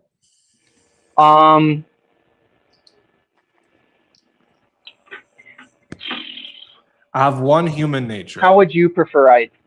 How would you prefer? I have one human nature. Right. I would say you have one human nature, but you have three essences and one being. Depends You on have what you your. mean by depends on what you mean by Okay, essence. sorry. Body essence. You have body essence. Yes. It depends on what you mean by essence. That's a very, very ambiguous term and has many Okay. meanings in Sorry. philosophy. I'll try to stick away from that. So you have a body. You believe you have a body. You believe you have a spirit, and you believe you have a mind. Yet there's only one Orthodox Muslim. So Yep. how does that not break apart the CCM? Because in the way that you see that you have a body, mind, spirit, but one being. It doesn't. How can you? Wait. It doesn't How break can the you? CCM. How can you not assume that you have three persons in one being. Okay, I'll tell you. It doesn't break We're the CCM. tripersonal. It doesn't break the Okay. CCM because I would still count many parts. And when I'm counting beings, I would count one human being. My Right, and so parts I are would not count one human, or sorry, not one human right God. Well, because I mean there is, but my not parts one. are not human beings. They are parts of a human being. So Right, when and I so you count have. parts, I count many parts. When I count human being, I count one human being. So why are Christians unable That's to the do that? that's the. Remember what he told you about CCM. That's the part where I'm talking about intention. Here, for instance, if I ask you, okay, David, when we Yep. say when we say how many of something there are, this is an Yep. assertion about a concept. So if I say there is one God, this means the Yep. concept God is uniquely uh, like asserted. For instance, so in this instance, we know that there's the concept God, okay? And we know that there's many things called God. It's not unique. It's Jesus, not the Father. Father is not Jesus. Jesus is not the Right. Spirit. Spirit is not Right. Jesus. Father is Right. not Spirit. And Spirit Right. is not the Father. And they're all called God. That means it's not unique anymore. There exists multiple things called God. You get polytheism. So that's why I would disagree, and that you're and you keep going to modalism, and it's No, either it no, sounds this like was you have polytheism. modalism This was polytheism. or polytheism. But I'm saying Nobody's going to you were bringing modalism. up modalism earlier, right? Nobody Yeah, is. separability is a prerequisite for the And individuation so in the issue modalism system. um, is that you're assuming the three persons are the same. I'm No, not we're assuming not. We're that. assuming the three persons are discernible, distinct. I guess I wouldn't disagree. David, how many people are on the panel? I have no idea. In chat, studio chat. No. No. On the panel. Orthodox Muslim Vienna David. Okay, Vienna is a human. Orthodox Muslims a human. Yep. David is a human. Switch Yep. human for God. David for spirit. Vienna for father. Orthodox Muslim for son. You'd get three gods the same way you'd get three human beings. What's But the asymmetry? the issue is you're doing one being and one person, and then you're trying to add all three. So you would have three beings, three persons. But the issue is that there's not a. What's a being and what's a person, David? So, for an example, a chair I'm has not asking being. for an example. I'm asking for an exhaustive account. It doesn't even have to be exhaustive. What is a being and what is a person? I guess the easiest way. I don't. So you have me a definition, but it doesn't mean that I can't You explain. Oh, said wait, wait, wait, God. wait, wait. You said God is one being and three persons, and we're just one being and one person. What the heck does that mean? What is a Okay, being? so does a chair have personhood? No, But does it have being? because being is just a singular object that has existence. We have personhood, and we're different beings and different Right. persons. And I was going to say, but I have Everybody on being this panel and is I three. have There are three personhood, persons. right? You have to There's ask three. me Just one moment, for. David. There's three persons on this panel and three beings. What's the asymmetry if I assert that for Trinitarianism? But again, that's the issue is you're taking three beings with three persons and you're saying that's three beings with three persons. Yeah, we're saying the Trinity is just three beings and three persons. Right. But Yeah. I don't know any Christian or Bible verse. I know. It's a that performative states that there's contradiction. three. It's a performative contradiction. You're saying there's one being, three persons, and So also three why is it a beings and three persons. performative contradiction when you're having? Because you So say the you monotheism is assume true. one person belongs to one being, right? One One moment, existence, David. What does monotheism mean? one God. There exists exactly one God, right? I would say one God. Now, imagine, David. I told you there exists exactly one human being. This would be called monohumanity. So, in this instance, we cannot have the case where we say Vienna is a human and David is a human, because that would be two different human beings, correct? That cannot be one human being anymore. Now, In this case, we say there is exactly one God, but we get this case of Father is not the Son, Son is not the Father, Father is God, Son is God, ergo two gods. So again, you use the word humanity, which describes the totalness of one thing, right? Or the shared Monohumanity nature. just means there is one human being, dude. Right. You know what, David? Wait, There's wait, only wait, wait, wait, wait. David. What There's only are you able to one. have? David, there's What? only one human on this panel. Prove me wrong.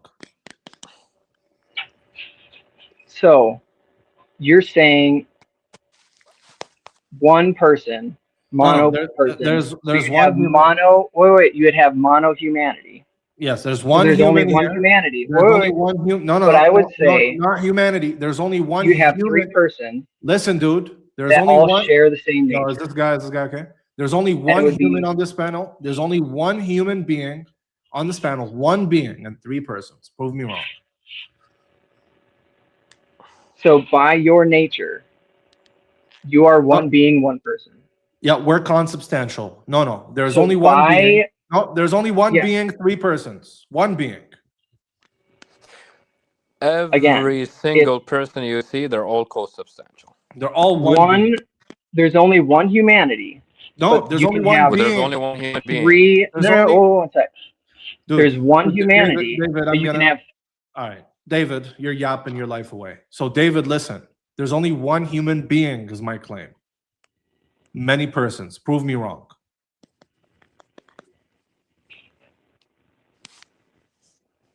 Can you prove me wrong?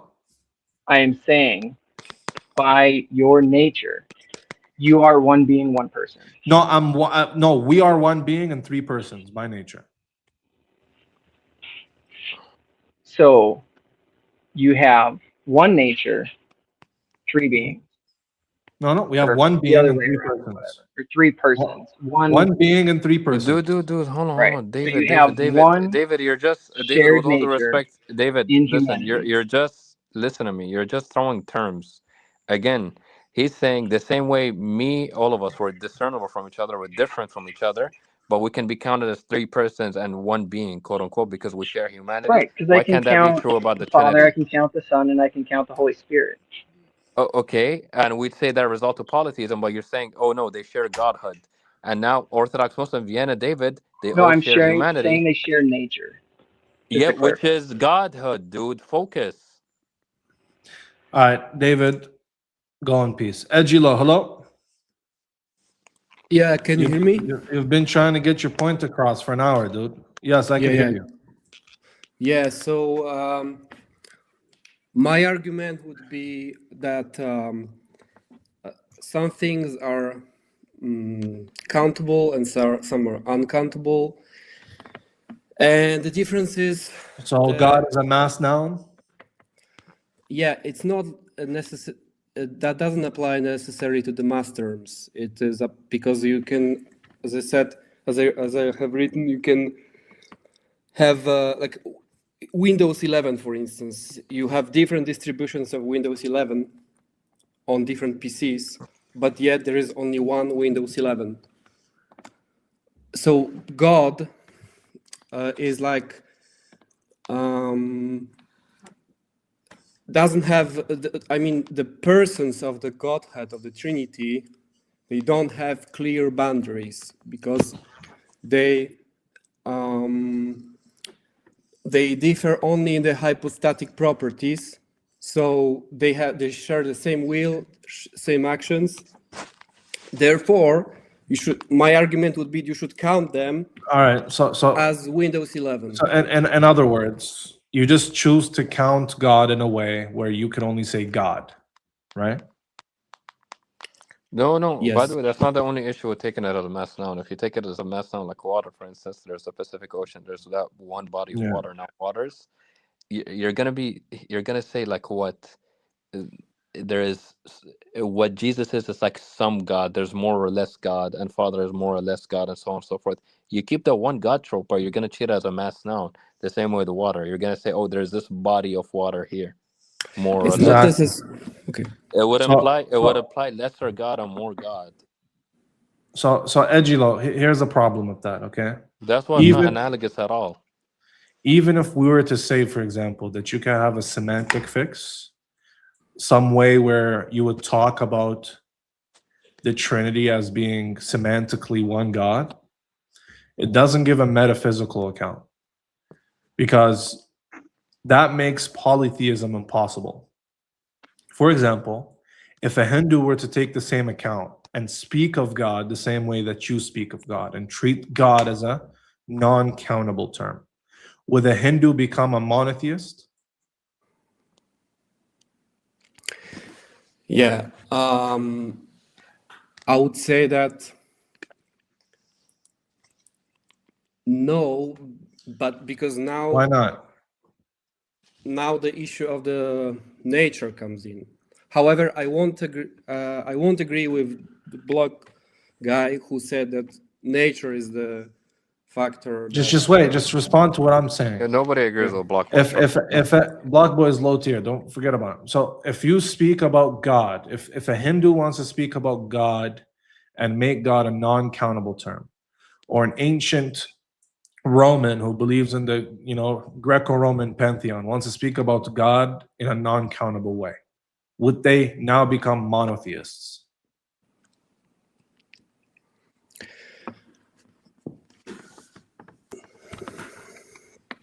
Well, I don't care if they would become monotheists, but Well, they would I'm not refer asking to if a you care, different bro. god. Well, I'm not asking if you care. I'm Let me asking tell would him a they become story. monotheists? Let me tell him a story. Edgy, do you know the word? Edgy, listen to me. Edgy, do you know the word pagan actually comes from early Christians discerning themselves from polytheists? Now imagine if I went to those early Christians, I say, don't use pagan because they're monotheists, dude. They worship Jupiter and everything. Like Justin Martyr said, we worship Jupiter and so on and so forth. They're monotheists, just like us. Okay, so Okay, Edgy, I would what answer. what would would the answer be? concede that Libiano. I would concede that. I would call in that sense. Yes, we could call it. They would be Hindu monotheists. Okay. Yeah. Yes, so which shows this is trivial. By the way, that mass noun thing is, by the way, category error. Okay, you cannot just draw analogies and like say, oh, it's analogous. And like things for them to be analogous, they should share some properties, some application conditions, and so on. God cannot be treated as a mass noun. It cannot. Like water is a mass noun. But It I would cannot. disagree. It doesn't apply only to mass terms, as I said, it applies also to.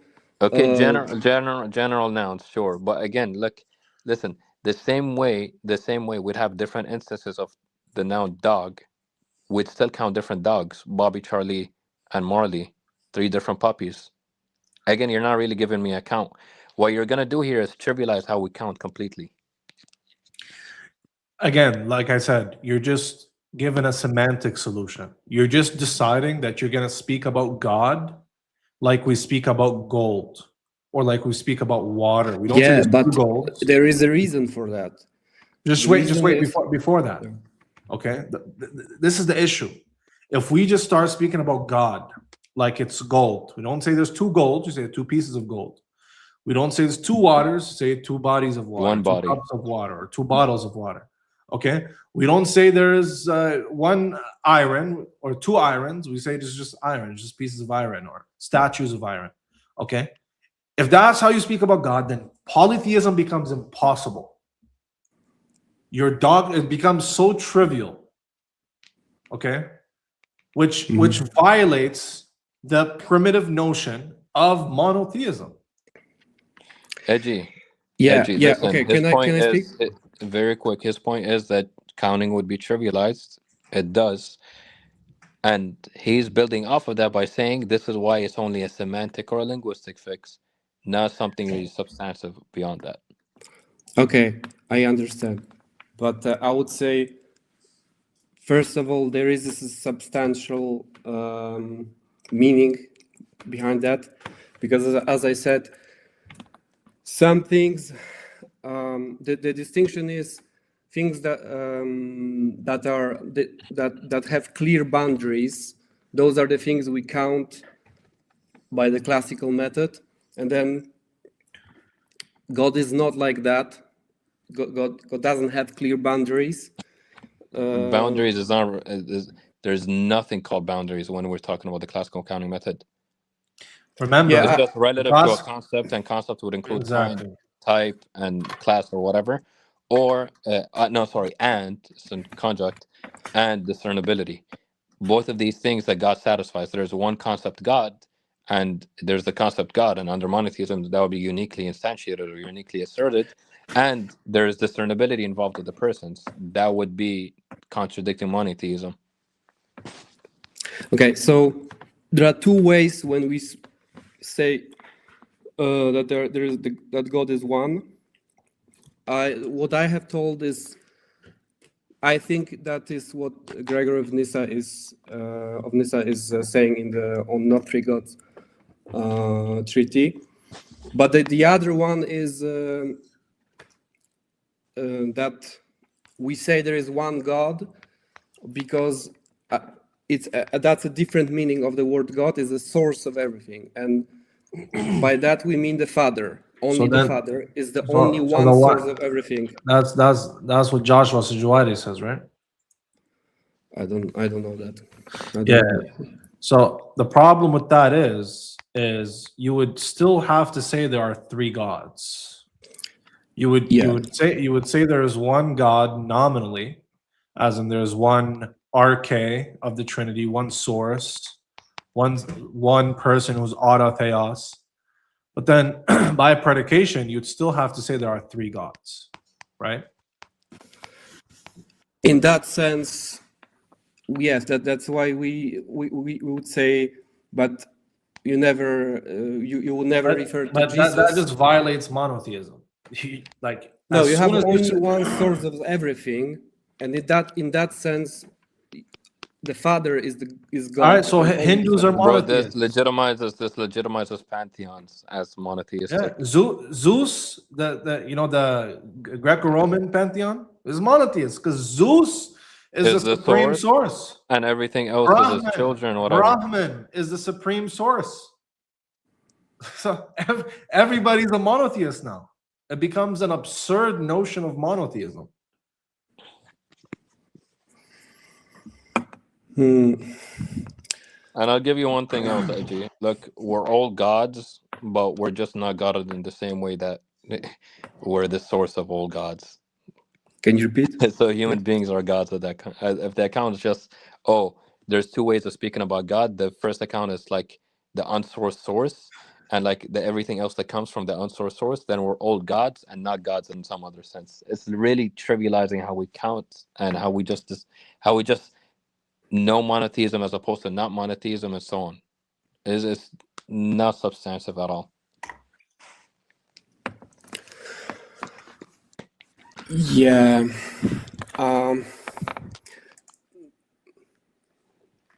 Yeah. Yo, can you hear me? Okay, you got me. But this guy's a troll. This guy's a troll. I know from this. I'm not a troll. I have a resolution. Thanks. If you just take. How do you know he's a troll? He joins my Discord, by the way, about a plug at discord.gg/Sunny. Join up if you want me to talk to me directly there. This dude joined my Discord, says the hard dollar. You know that type.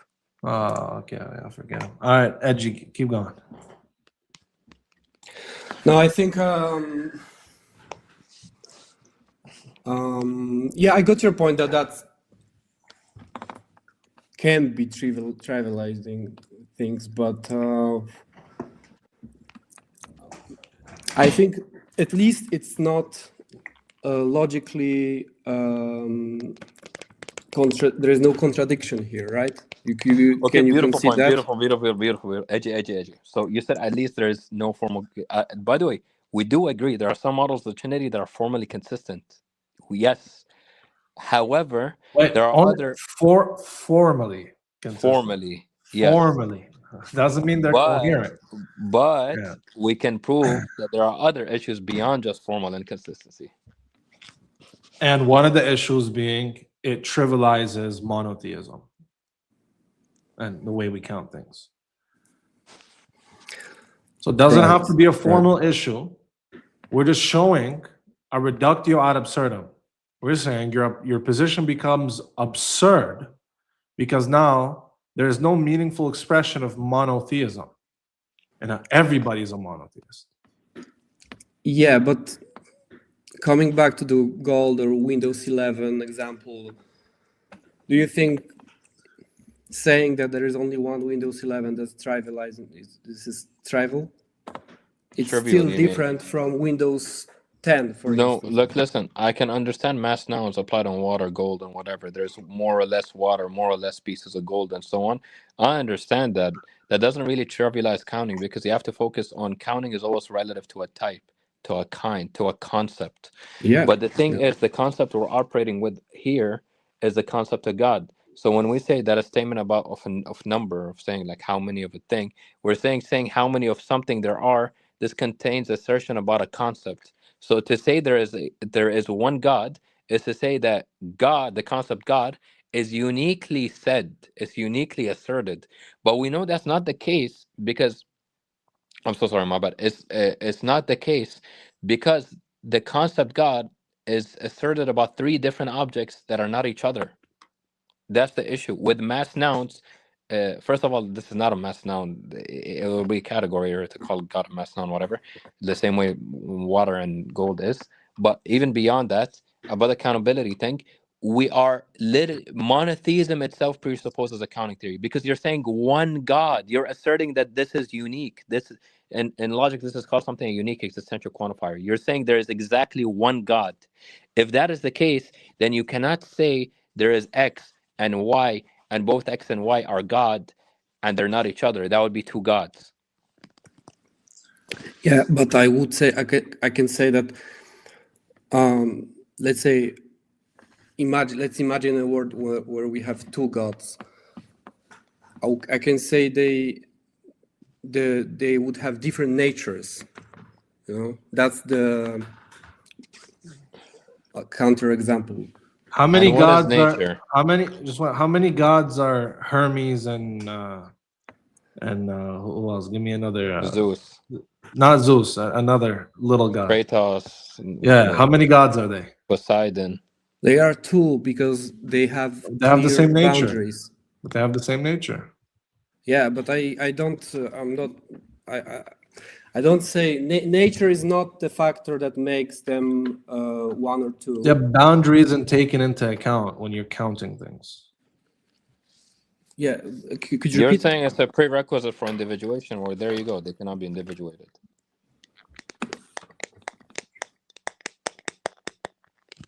No, I'm saying. How many persons are there? Two. Two persons in the Trinity? Oh, in the Trinity, three. Yeah. Why you count three? Because they have no border, or not border. They have no what's the term you use? Boundaries. Boundary. Sorry, they have no boundaries. So you have to only count one person. No, because they have the person is being distinguished by the So it's by only the discernibility. hypostatic Listen, property. edgy. Look, listen. Yeah. By the classical counting method, the two axioms, you're going to get polytheism. Okay, that's true. Demonstrated why. And if you deviate from that and you refine it or modify it or build upon it, and you say, okay, we have something else to build upon it, and which is that separability is a prerequisite, one mind is a prerequisite, boundaries in your case is a prerequisite. Then, if that's a prerequisite to individuation, you'd get only one person in the Trinity. You can't just switch how you count things based Exactly. on category. So if you want to count and you want to add a third prerequisite or axiom, you want to say, well, there is only one God because yes, they're discernible. Yes, we're counting within the same class, but they don't have this. They don't have boundary, and I'm going to add that prerequisite. And so, like that, I count one God. Okay, so if that's how you count, when you apply that counting to persons, you're going to count one person.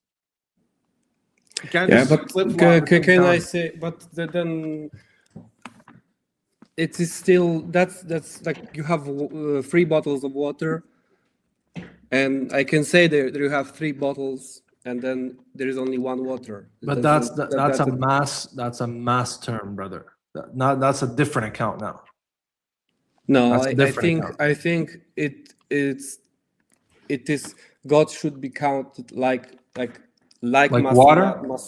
No, it's terms, not. Like if it's like water, you're gonna say there's lesser or more God. That's the point. Okay, wait. It's a Why can't we category. count? Why can't we count person like that? You see how arbitrary it becomes? Why can't I count person like I count water? And then I have one person.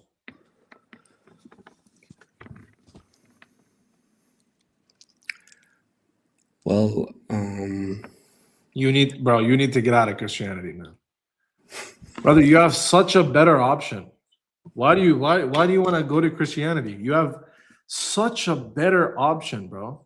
You have Islam. You have the oneness of God. Such a virtuous faith. Everything that you need, it's offered. Why would you go to Christianity and okay, about give the yourself oneness of nightmares? God, because you previously said that with my position, the oneness of God is becoming trivial, or then but then I can say your position necessitate the God of being 99 gods. absolutely one. So you cannot apply your standard of God to my, let's say, my position.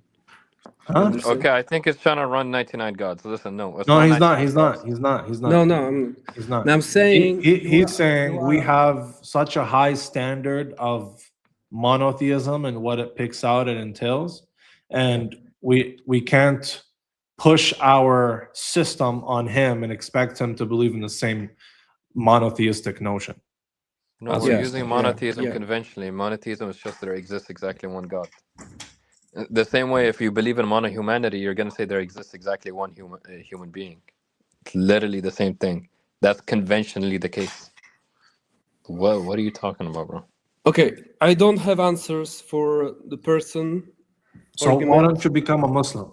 Do you have any? And I Do you don't have have problems? answers for trivializing Trivialization. thing, but Yes, I yes, yes. will think about that. Okay, why don't you become a Muslim? Oh man. Do you have a problem with Tawheed first? Yeah, because Okay. that What is it? because it's, I think the Trinity is explaining you know how things are both one and many. So that's the Tawhid doesn't explain that, and also there is a problem with Tawhid because The problem of the one and The the many, problem of the one and the many is that's a pseudo posited problem. from the Trinity itself. Hold on. The problem of the one and the many is literally a pseudo problem. Yeah. Excuse me? It's a pseudo problem. It's a non-issue. There actually is no problem with the one and the many. Do you understand? It doesn't Yeah, exist. but how? Okay, can you? One, okay, I'll tell you. I am one in one way and many in another way. I am one human being, but I have many parts. I am composed. This is one mic, but it has many mic parts. There's no problem with the one and the many, dude. There's only a problem when you posit a contradictory worldview like the Trinity, where you want to say there's one God and yet there are three gods. Then there's a performative contradiction. Then you have a problem. Yeah, I would agree there is no problem, but there would be a problem in your worldview. That but let's switch to maybe another problem of Tawhid that it's more clear to me. It's One how second, can Mr. Ken. Are you a Christian? Yes. All right. Well, we'll get to you in a sec. Vienna, I'm just going to pray. I'll be back. Yeah. Taqabbalallah. And it was gone. Yeah, guys, I think this panel is about the Trinity, so I not sure if I want to Trinity debate Tawheed. the Trinity Tawheed and why I'm Trinity not Tawheed.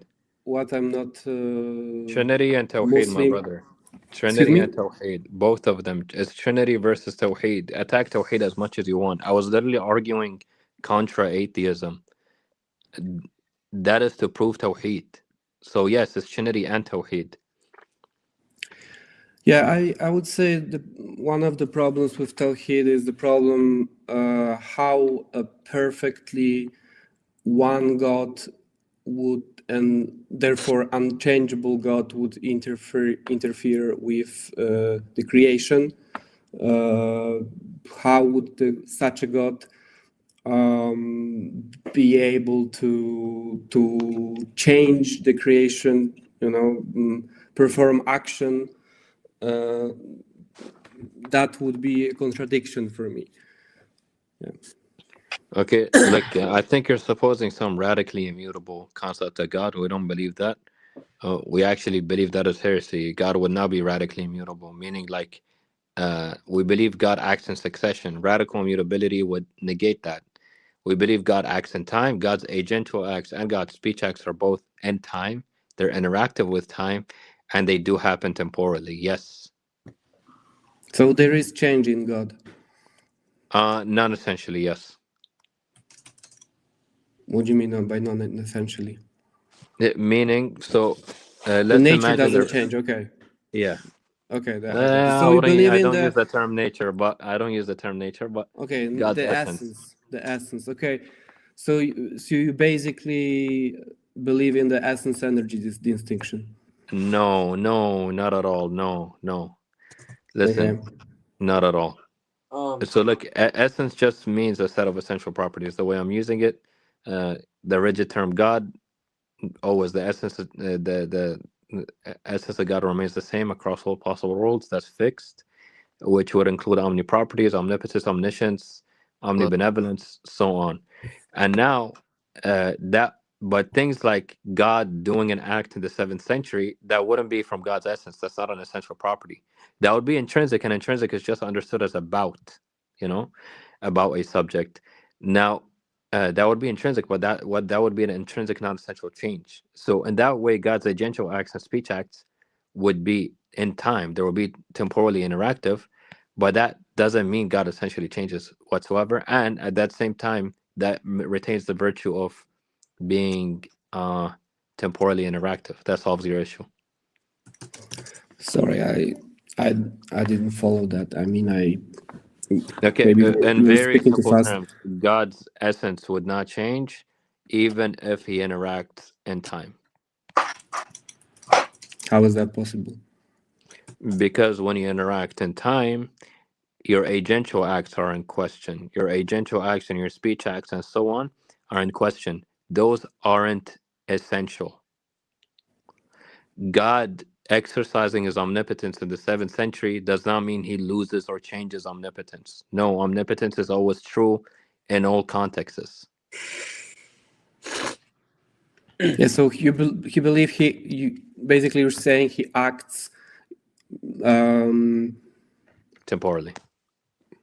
Yeah. So his acts are different from his essence. That's what you're saying.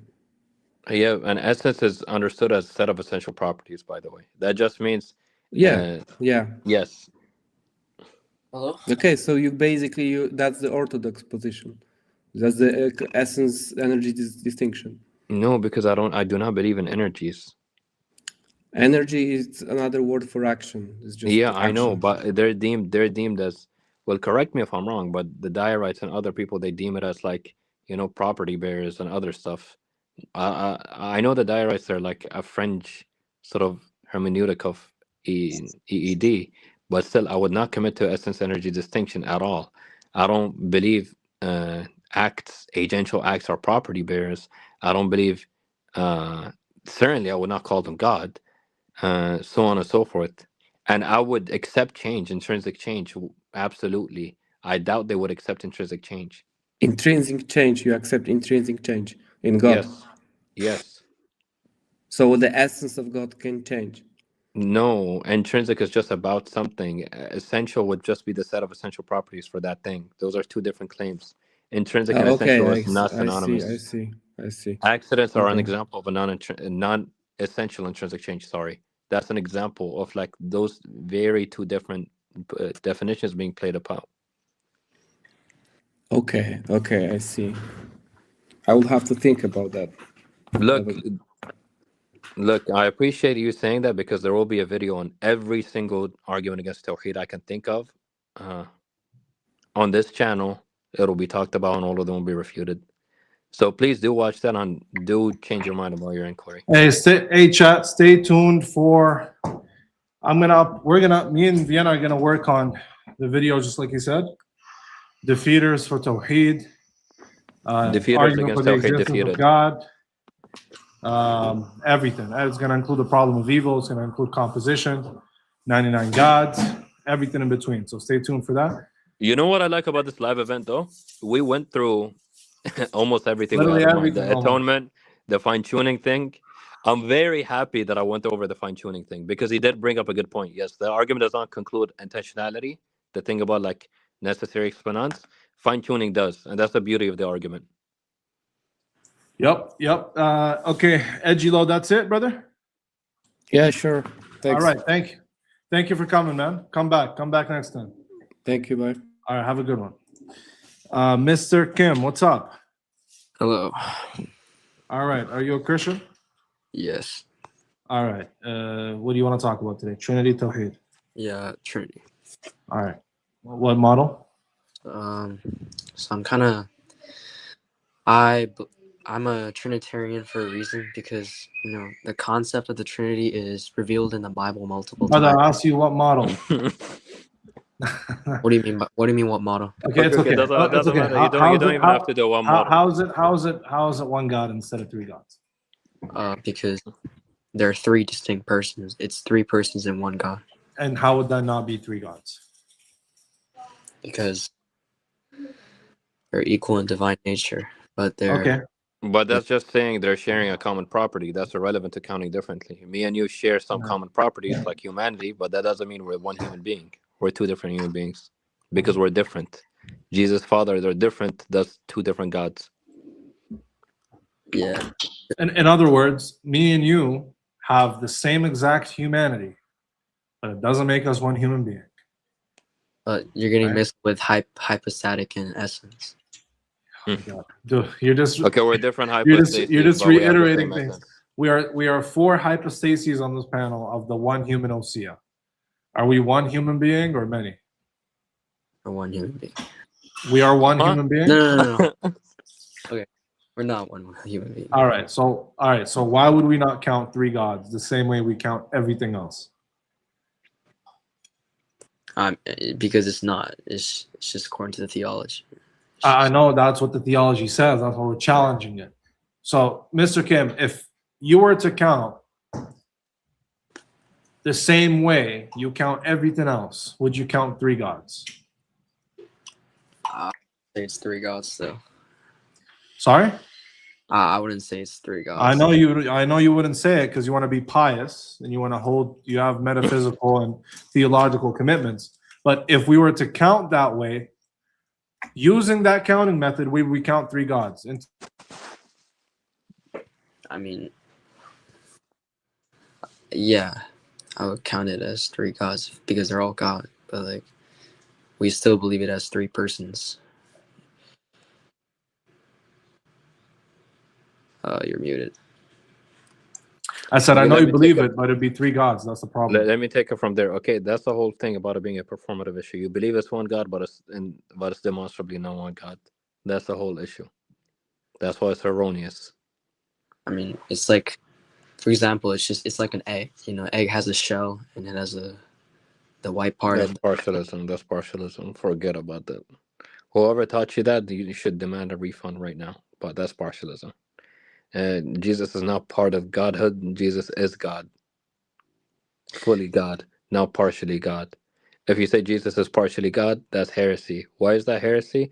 Because you're going to throw away the sentences, Jesus is fully God. You cannot be fully God if you're partially God, because that part does not cover the part the Father is God of. No, Jesus is the representation of God. He's like... Look at that. But he's still fully God. I mean, yeah, he's just part of the Trinity. All right. So Kim, you seem like a very nice young guy. Why are you caught up in this salad, metaphysical, philosophical salad? I just want to know more why you guys reject the Trinity. Do you guys have any more like? It's a performative contradiction. The Trinity results in saying there's exactly one God and there's exactly three gods. I mean, if you think That's about why. it, God is considered simple, meaning he's not made of Bro, you parts. see, you're just hearing things that you don't even understand. Okay, wait, hold on. Now Jesus you is want to that talk about one God simple being being. simple? Jesus is that one simple being. It's Father not, is that one simple being too. You'd have two simple beings I mean, because they're not each other. Jesus is a simple being. Father is a simple being. Simple being There's one, simple exactly being two two, simple not each beings. other. Still the same issue.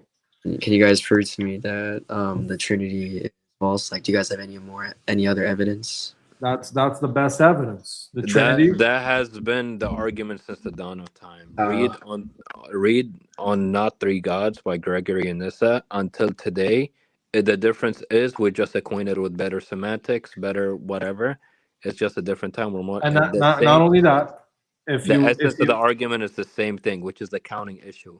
If if you Father, Son, Spirit, not each other, and they're all God, there cannot be one God. There would be three gods. Tertullian, writing in the mid-2nd century, he says that most people actually believe there's multiple gods. Do you know that? Most Christians, the late Christians, have such a problem with this one in the many issue that he says most of them believe in multiple gods. That's what Tertullian of Carthage says, the father of Latin Christianity in the mid-2nd century. What about other Bible verses where it talks about the Trinity, like the concept of the Trinity? There's no Bible verses that talk about the Trinity. Even if it does, that means the Bible is false. There is. If you go to Genesis 18, it talks about how Abraham met three. No, he met three angels, as the middle of the chapter says. Says the angels left from Abraham and they went to Sodom. Wait. Literally in the middle of the chapter, bro. And we also have the Targums who interpret this to be three angels. We have no reason to think that this is the Trinity. I mean, this is called anachronism. Wait, look, that is fine, but look, Kim, even if the Bible, Genesis to Malachi, all say Trinity is true, God is three, Trinity is true, God is three repeatedly, that would just mean the Bible is false. The Hebrew Bible is false. It asserted a false thing. That's the entire point.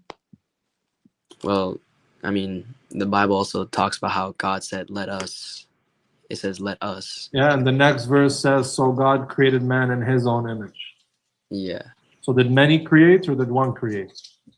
I don't know. You see, brother, you're not ready, brother. You're not ready to discuss any of those things. All right. I mean, I'll think about it. Yeah. Come back next time, okay? Okay. All right. Have a good one. Enjoy your day. Christ is Lord. What's up? Yeah, hello. Can you hear me? I can hear you. What's up? Yes, first of all, I'd like to start with Lord. Sorry, your mic is cutting in and out. Sorry about that. Okay, yeah, I'd like to start off by saying Christ is Lord. I'm a follower of the triune. You're still cutting in and out. Yeah, you're muted now. Now you're unmuted. Go ahead. I'd like to start off saying, can you hear me okay now? Yeah. Okay, yeah. I'd like to start off by saying that nowhere in the Bible does it say that there are three gods. Nowhere. Christians do not believe that at all. That's a heresy. Also, I'd like to say that Oh man, yeah.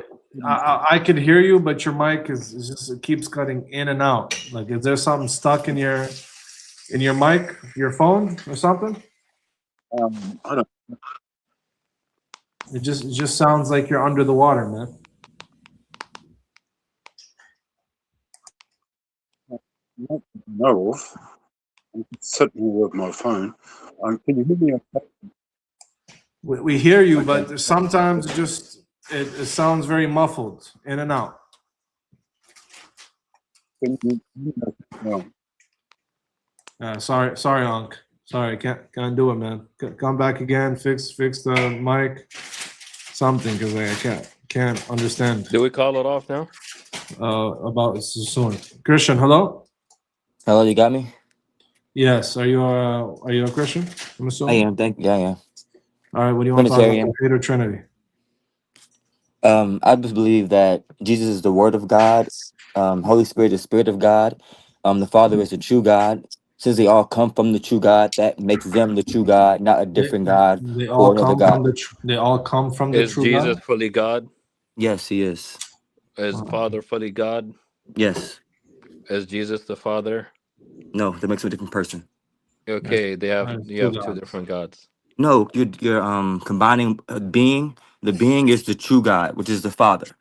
The Jesus did not come from a smaller God or a lesser God Are or a there different two God. Can gods I in a finish? sense?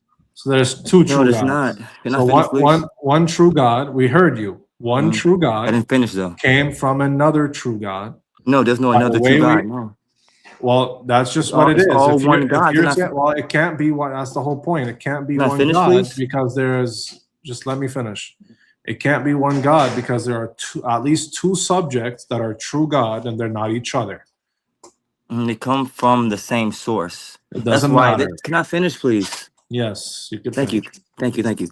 There's a difference from their being. Like, for example, God is greater than us. So we can't really compare God to us. We are one being, one person. If we count all three of us, we're three beings, three persons separately.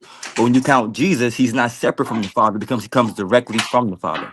So he's the same being as the Father, but he's not the Father because he did not beget the Father. The Father beget Jesus. So Jesus is the Son. So, but he's I'm trying to make it make sense. He's the same being as the Father, but a different person. Because You'd the still Father, count. that You'd still count two gods. no, is the same God. Where's the other God coming I from? know you could. You still count two gods. Bro, You still count two listen. gods. He's Yeah.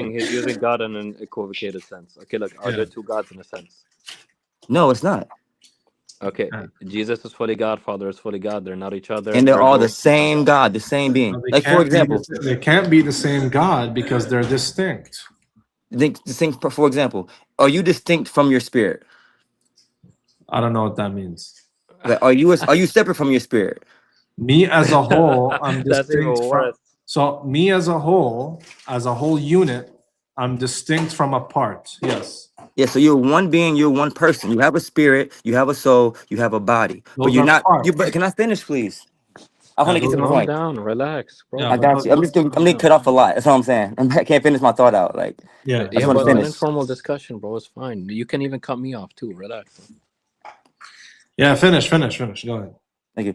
The point I'm making is that even though you're different parts, you're a spirit, soul, body, you're still considered one being, one person. You won't count yourself as three persons, even though you're one person, right? And we can't really compare God to us because we all know God is greater than us. He's unique than us, right? So we can't. So it's kind of like Shirk saying God is like us because he's greater than us. So we Well, can't be. Can I finish, please? We you can't could be you could say God is like us in a sense. in a You sense, can say that. but he can still do things greater than we Hold on, can hold do. on, hold So on. Yeah, we but can't.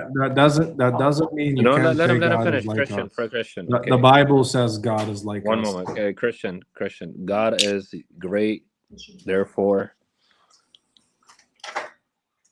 Yeah, God is greater than us. So we are one being, one person. We are limited to that because God made us that way. But God is not limited to that.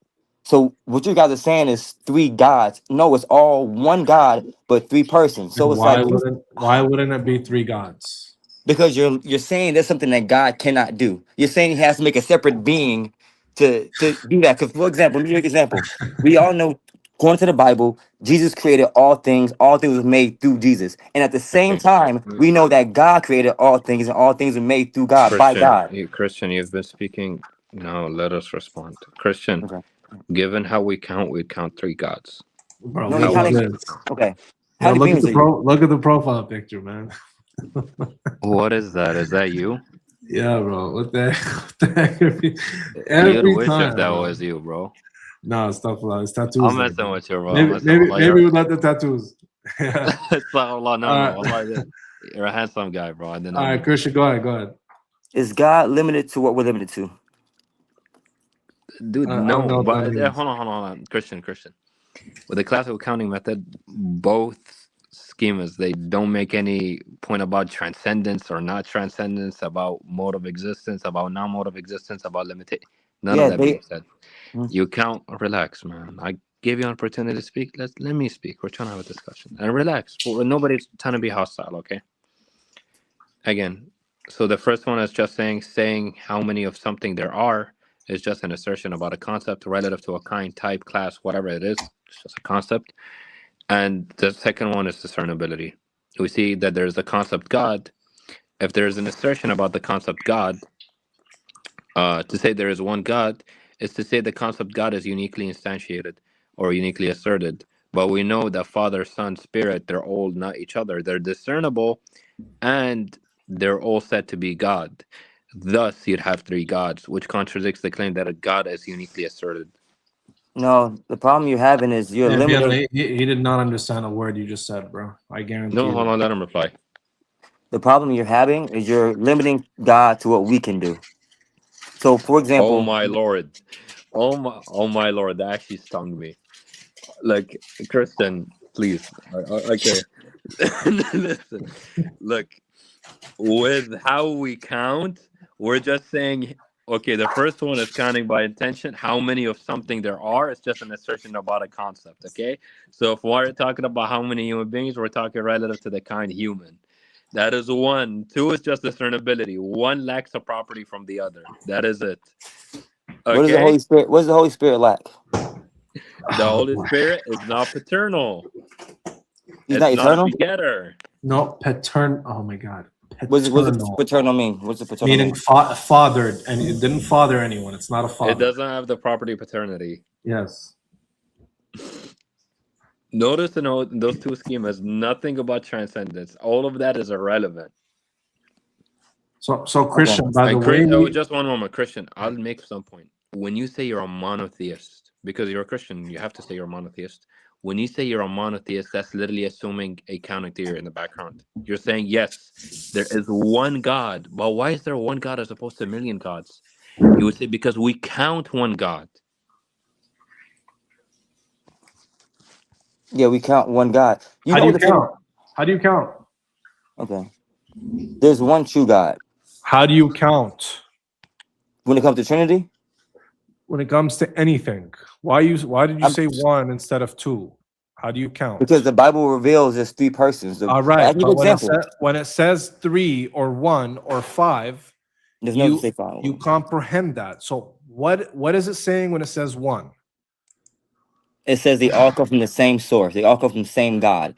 Jesus is not a So, lesser God. so when we say there is one Father, we're saying there is one source the Father comes from. Yeah, they all come from the Father. They all get What the about? Can same. I say there is one Father? Yes, there's one Father. Yes. All right, so he comes from somewhere because one means just coming from a source, right? No. Like for example, count you and your word. How many people is that? Or It's beings is my that? word Bro, is not address a the point person. directly, Yes, man. but God word What is. does That's the it make a difference. He's My count? greater word, than you. my word is not a person to count how many people to begin with. You don't just put a cup and an iPhone and say, well, these two, how many iPhones are they? You're Well, this limiting is not an God. iPhone Is to Jesus begin a with to person? count it as an iPhone. Is Jesus a person? Jesus is the person. Thank you. They're both God, two distinct So persons. that means there's two gods. I'm making it as clear as day. Jesus, I know. where did Jesus come from? That's why there are two gods. He Where, can come where, from where okay. he can come from Uranus or planet You Neptune. know where he came It from. doesn't Oh my matter. goodness. It's still two gods. No, it's He not, it's can two come from persons. anywhere. It's clear as day. Why Jesus is is it two persons and not two gods? because there's a distinction between a being and a All person. right, You all are right, one being all and you're right. one person. If What distinction is is a how being? you count, there's two gods. 1 minute, hold on. No, he's saying there's a distinction between being a person. What is a Oh, okay. being? What's a being? The being is like who you are, like what's your essence, your nature. Who are you as a person? Who Who are you you? are, or Hold you on. mean what you are? Before we go on, the biggest travesty I've ever seen is this talk about nature and essence and being. Nothing has been Yes, designed. watch I this. wish somebody I pulled up and got said you. relative identity. That's much better than this brain rot. I No, it's don't Christian, not. know. listen, Christian. I just wanted to get that out of me. Okay, let Christian, me ask you a listen to me. question. I have a question though. Bro, so I cannot ask? Oh, go ahead. Do you think? Yeah, but Okay, Christian, me and you share humanity. We're still different human beings. and we're different beings. Yeah, You were born when you're born from a different family, different place on earth. But Jesus and the So what's the Father were both prerequisite for eternal. individuation? What's the prerequisite? What about my father and me? Yes, I got you. Let me break it down, please.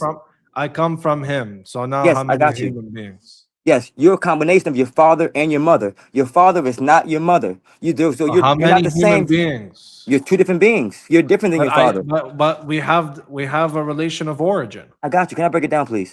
Jesus is 100% from the Father. He's begotten from the Father. No other source. Can I finish, please? No other source. So he's God How does as. that Can I make him finish, not a please? second God? He's not a second. Get out of here, dude. You're boring. Ti, what are you? Assalamu alaikum, brother, Mr. Ambassador to Islam. Who are you? Alaikum salam. What's up?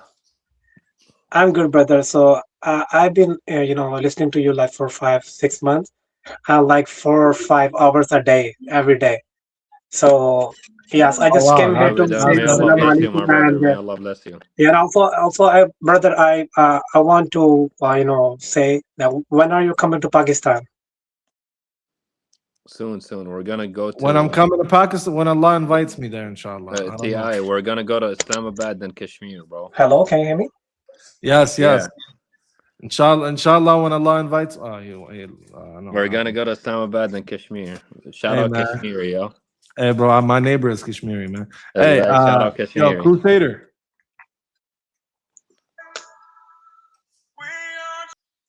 All right. Yeah, Charlie Kirk. All right, man. I'm tired, man. We had Khlas enough ma today. tabt. Hey, look. I'm tired. Call me. Man. Let's talk about the video thing. All right, guys. Thank you so much for watching. Thank you, Vienna, for coming and participating in today's live stream. Of course. Thank you for It's having me on. always a everything. pleasure to have you here, man. And It's a pleasure yeah, being guys. here. All right. Thank you so much, Vienna. I'll call you after this live. All right, guys. Thank you so much for sticking around. We've been live for just around 4 hours, almost 20 minutes until 4 hours. I appreciate it. I'm just gonna go through these quickly. When do you come to Vatican? Probably never. Ask him, King God allow? It's too late now, but thank you for the support. How is eternally? Vienna, maybe you can come back and Vienna, you there? Eternal are morally proportionate. I'll comment on this, then you can comment on this. So it would be a category error to measure punishment by the duration of the crime. For example, if I shot a bullet and unalived somebody and it took just 3 seconds or 4 seconds or 5 seconds or half a second, right? It doesn't mean that now my sentence is going to be built upon the duration that it took for me to unalive somebody. So punishment isn't measured that way. It's measured on the severity of the crime.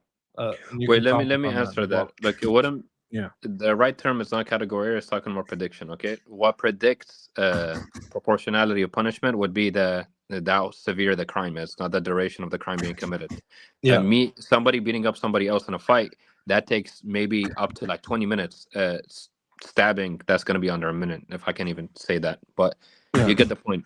What predicts the punishment of crimes would not be duration, is going to be severity. Exactly. Okay, thank you, Vienna. Thank you. All right, hopefully you got your answer there. Only in times of danger will the polytheist call to allow the honesty, arguing with him against worms. Exactly, like atheists when they're in a plane crash. That's right. Thank you for support. Holy homies, holy fire, man. Holy homies, holy fire. Thank you for support. Thank you for super sticker, man. Appreciate it. Again, Nescafe 3-in-1 and Astam is identical to the Trinity. Yeah, some would say yes, believe it or not. Truth Seeker, thank you so much, man. Appreciate it. One sec.